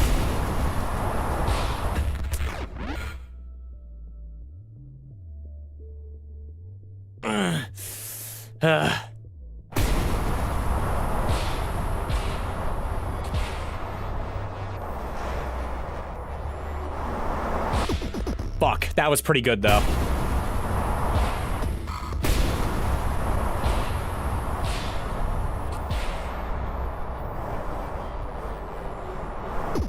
That is a really small hole.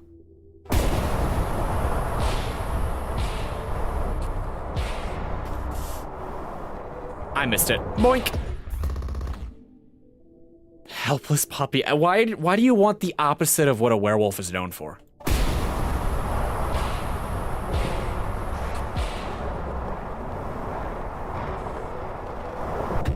Damn.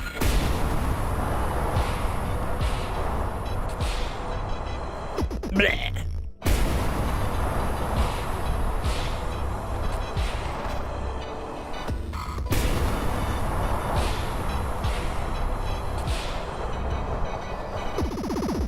I don't think I'm making it over that way.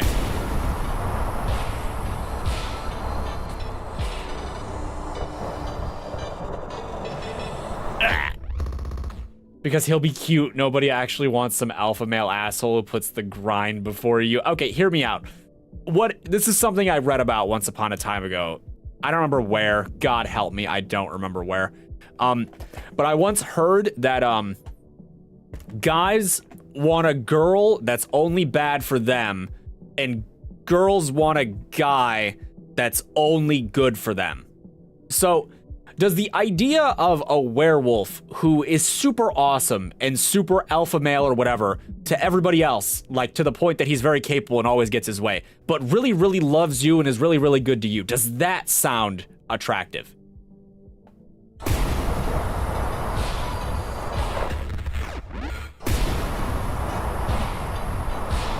Oh boy.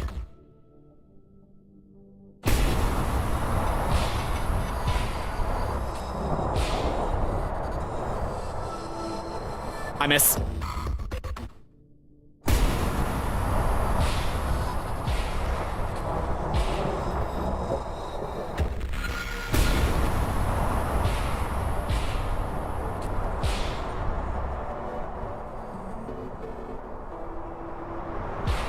All right, those are real.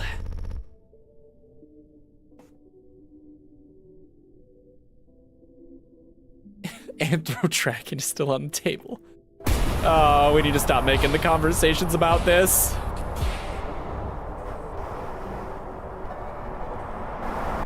Oh. Not really. The idea is that they're gruff and apathetic to other people, but unwilling to do things that might be a little demeaning because they love you. I do not understand the tastes of other people, but I guess that's normal. I got a friend who he likes strong women but effeminate men. He wants to get his ass beat by a muscle mommy, but he also wants to dominate a femboy. Shit, I'm like so close to getting it.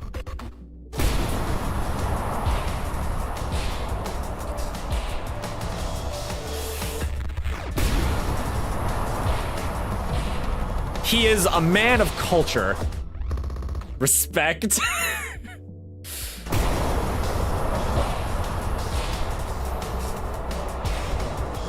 Oh, I overshot that by a mile.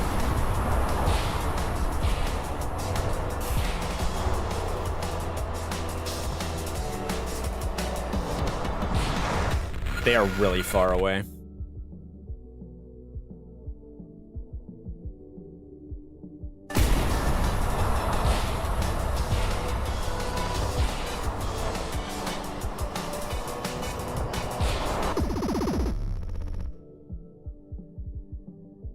What do you mean weird or normal? Aren't femboys kind of like by definition like sort of weird? Is there a weirder kind of femboy than the normal femboy? I don't know the specifics on what he even considers a femboy because I have a hard time telling the difference between a femboy and a twink. So, you know, I'm not the right person to ask that. And he assures me there's a difference.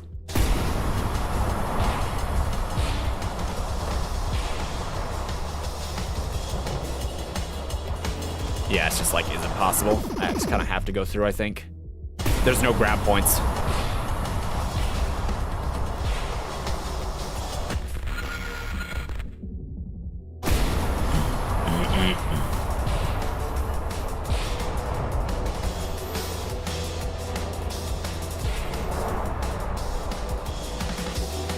Wee. Oh, the stream's only got like 20 minutes, maybe. When you say weird, you mean the ones into weird shit. A femboy is an effeminate man by choice. A twink is a man who may be effeminate or emasculine by nature rather than active choice. I see. He might say something different about that, though. I guess everybody has their own interpretation, huh? Just your average person? I don't know, actually. Like I said, I haven't dug that deep into it. We just like to ask him if he wants to get beat up by this girl sometimes, you know. We see a girl in a fiction or something that's like, you know, big, strong,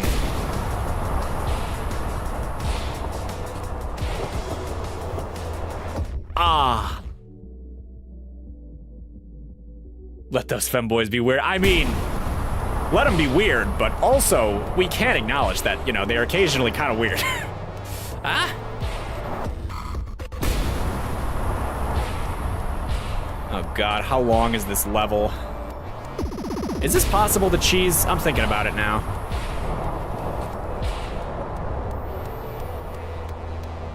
My killer upswing. I can't see the burger. Ask him about your goat, Laura Croft. If he doesn't want her to shoot him to death, does he really want them? I don't know. I don't know how it works. He knows what he wants. He wants to get choke slammed through a table.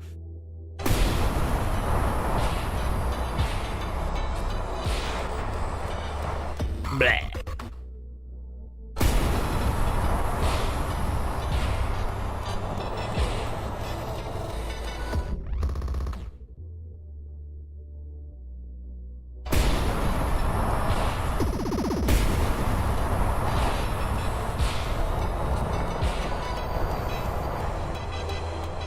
No.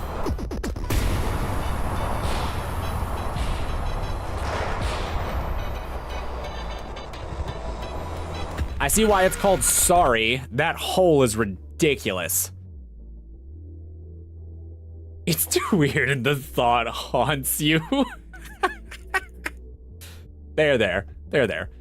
The femboys can't hurt you. Probably. Unless they can.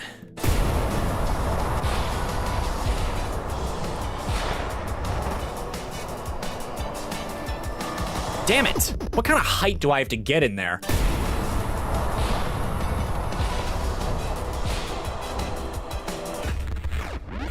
It's gotta be like a killer upswing, right?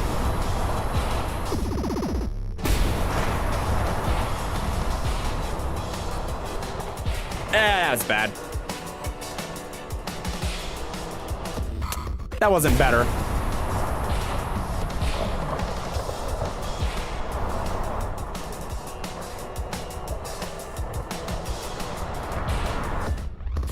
If they were just a little closer. You dislike the people with foot shit? I like how, wait, hold on. Why are we even talking about femboys right now? It just sounds like you have a problem with the foot fetish people.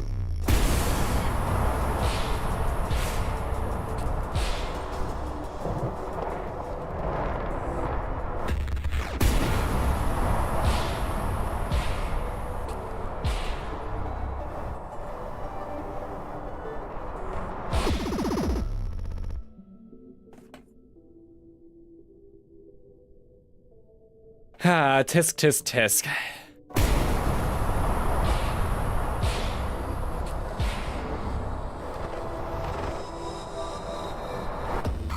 Okay, see, I would be more weirded out by the idea of people liking feet or whatever, but like the problem is that like the parts of the human body that you're like supposed to be attracted to are kind of like pretty gross too when you actually stop and think about it for a while. I mean, they all ooze liquid that smells weird, and you know, it's like it's kind the standard is kind of not very sanitary already. So is it really that weird? Like really? I never really had a problem with it.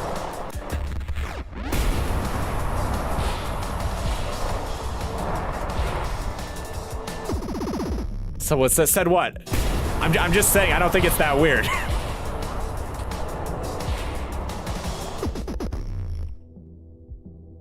The most common fetish by a country mile, and it's because the bit of your brain that handles arousal is next to the bit that does feet.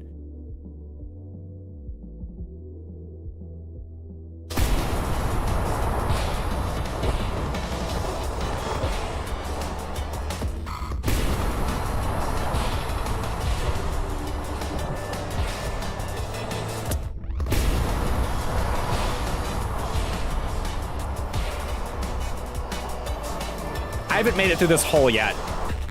I got close, but I haven't made it. Shit.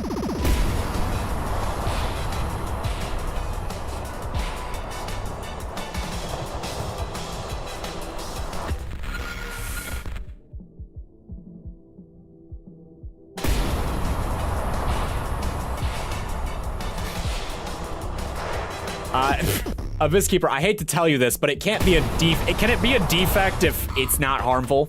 Like, I don't think you can call it a defect. Like, just on principle. Ah, shit.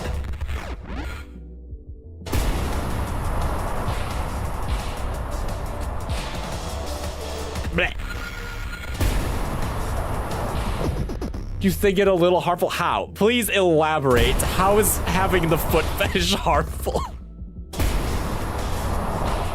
Because you think it's yucky?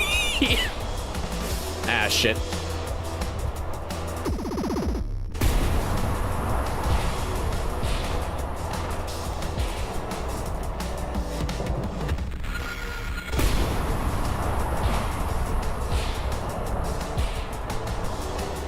Bleh.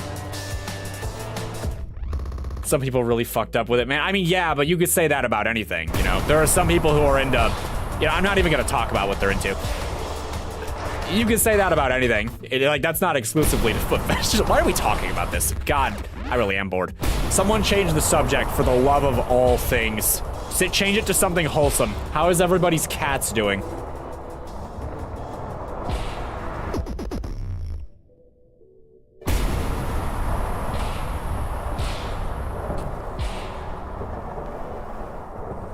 Please, please. Damn it. I can't even get through this hole. Do I like chocolate? I do like chocolate. Chocolate is my favorite kind of candy thing. It's delicious. But does chocolate like me? No. Chocolate doesn't like me. Your cat is aggressive as always, but that's her way of showing love. You might be gaslighting yourself. Every stitch is a devotion sign of love. Ah. I particularly like chocolate with caramel. I like dark chocolate with caramel because the war of aggressively bitter sugar with aggressively sweet caramel in my mouth is incredibly satisfying.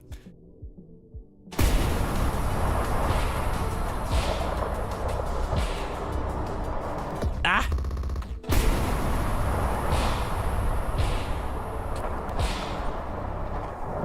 This jump sucks. Never been a huge fan of chocolate, specifically since you dislike the sticky, melty, lukewarm chocolate, but you love chocolate taste, so you love chocolate ice cream. Ah, I see. It's her way of love. It doesn't hurt as much as it used to, though. Oh, no.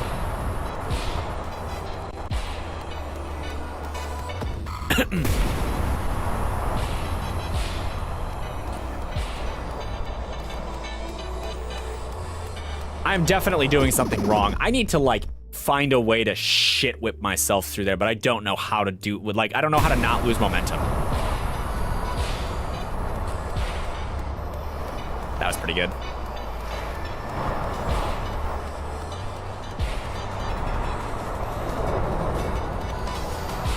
Blech. Your skin needs to be stronger.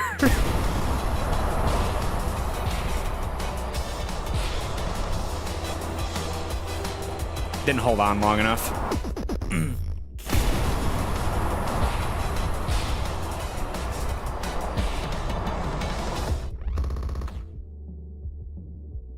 You saw some fan art today of Leon S. Kennedy petting a cat. What kind of cat? Describe the cat, please. Was it a Maine Coon? An orange cat? Did it show love by hurting? Ah! Damn it.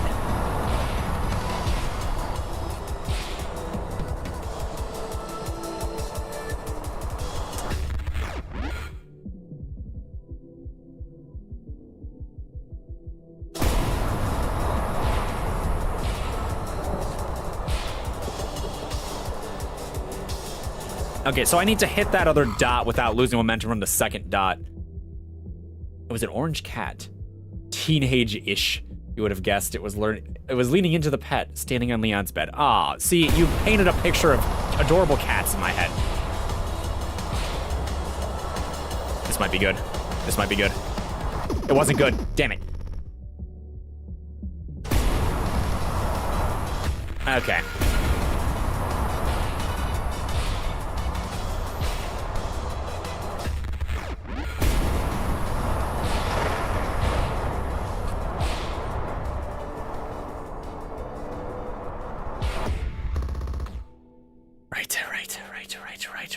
right, go.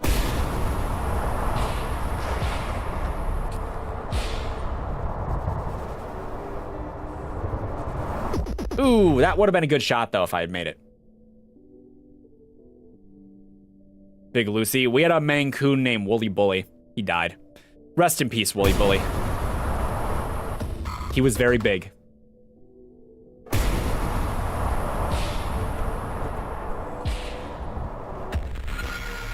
My hand is killing me.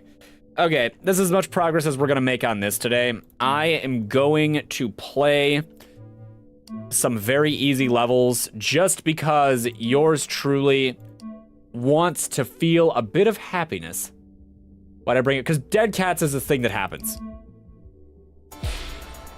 This is not because I can't do this, but because these levels are soothing.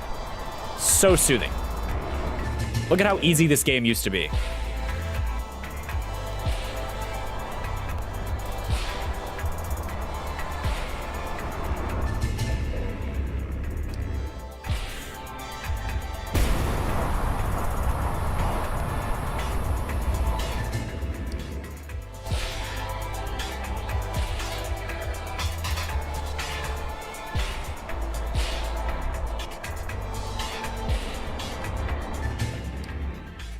You need a tissue now? It'll be okay.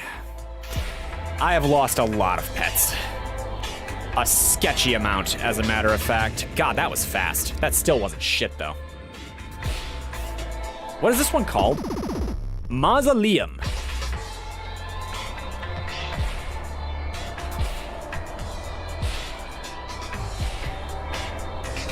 I have died.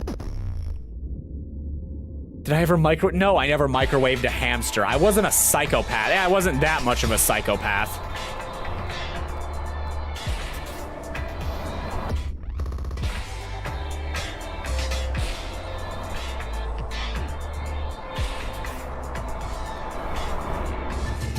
Your personal best.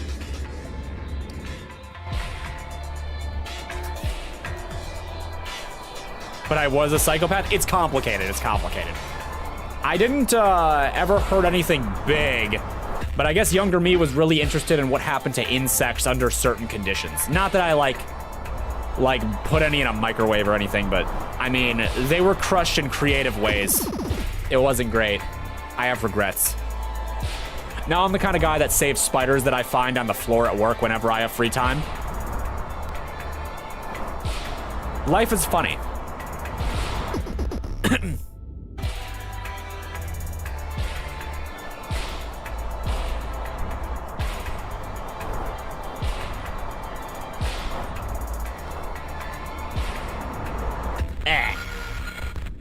Linger Stealing Mine had a friend who did microwave a hamster and it popped in that thing. Ah, well.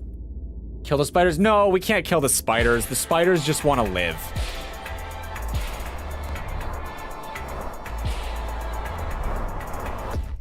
The spiders just want to eat bugs.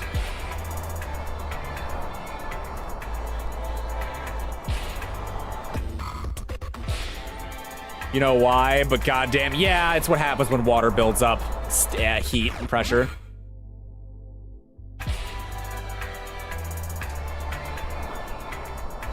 Thermodynamics is your friend, but not the hamster's friend.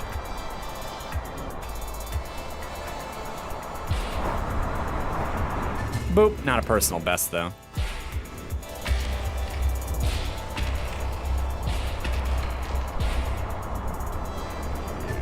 Hey, that was, though.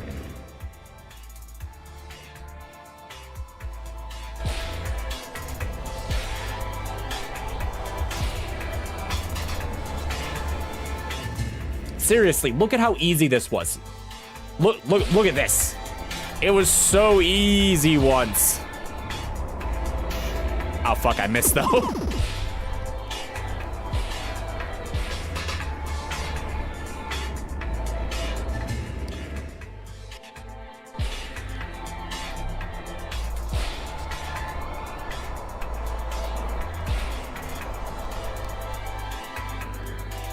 This is bad.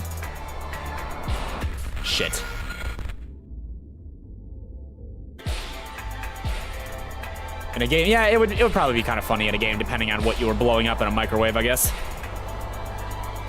Not when real animals suffer, though. Oh my god, I made it. Ooh, 0.005 seconds faster than my best. That's funny.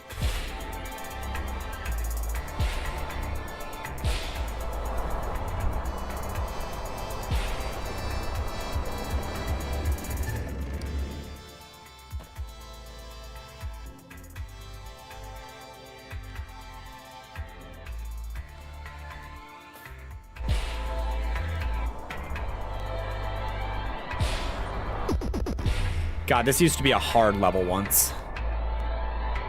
Oh, where the time goes. Not that it's crazy easy.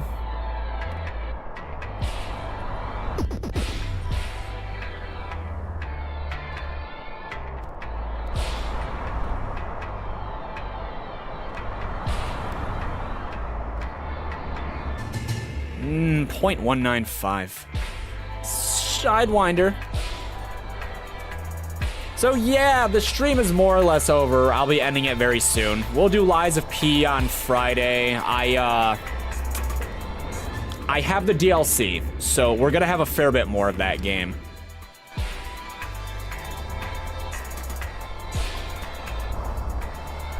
To work through.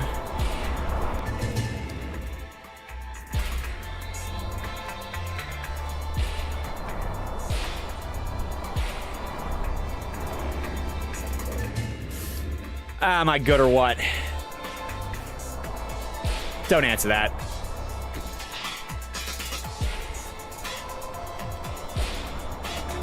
Ah.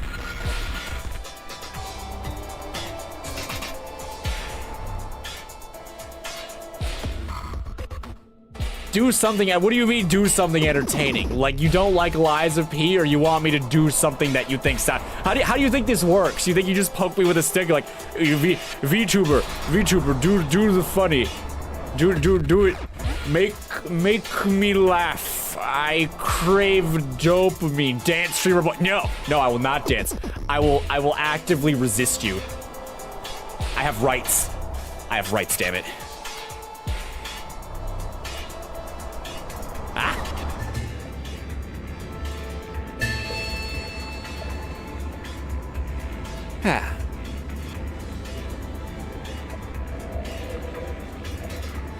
Only people have rights? Oh, I see how it is. Not a person, huh? If I'm not a person, how come I can do this? I'm not a cat. Don't you say that. All right, we are done. Custom game. Damn, I actually made it to the last level.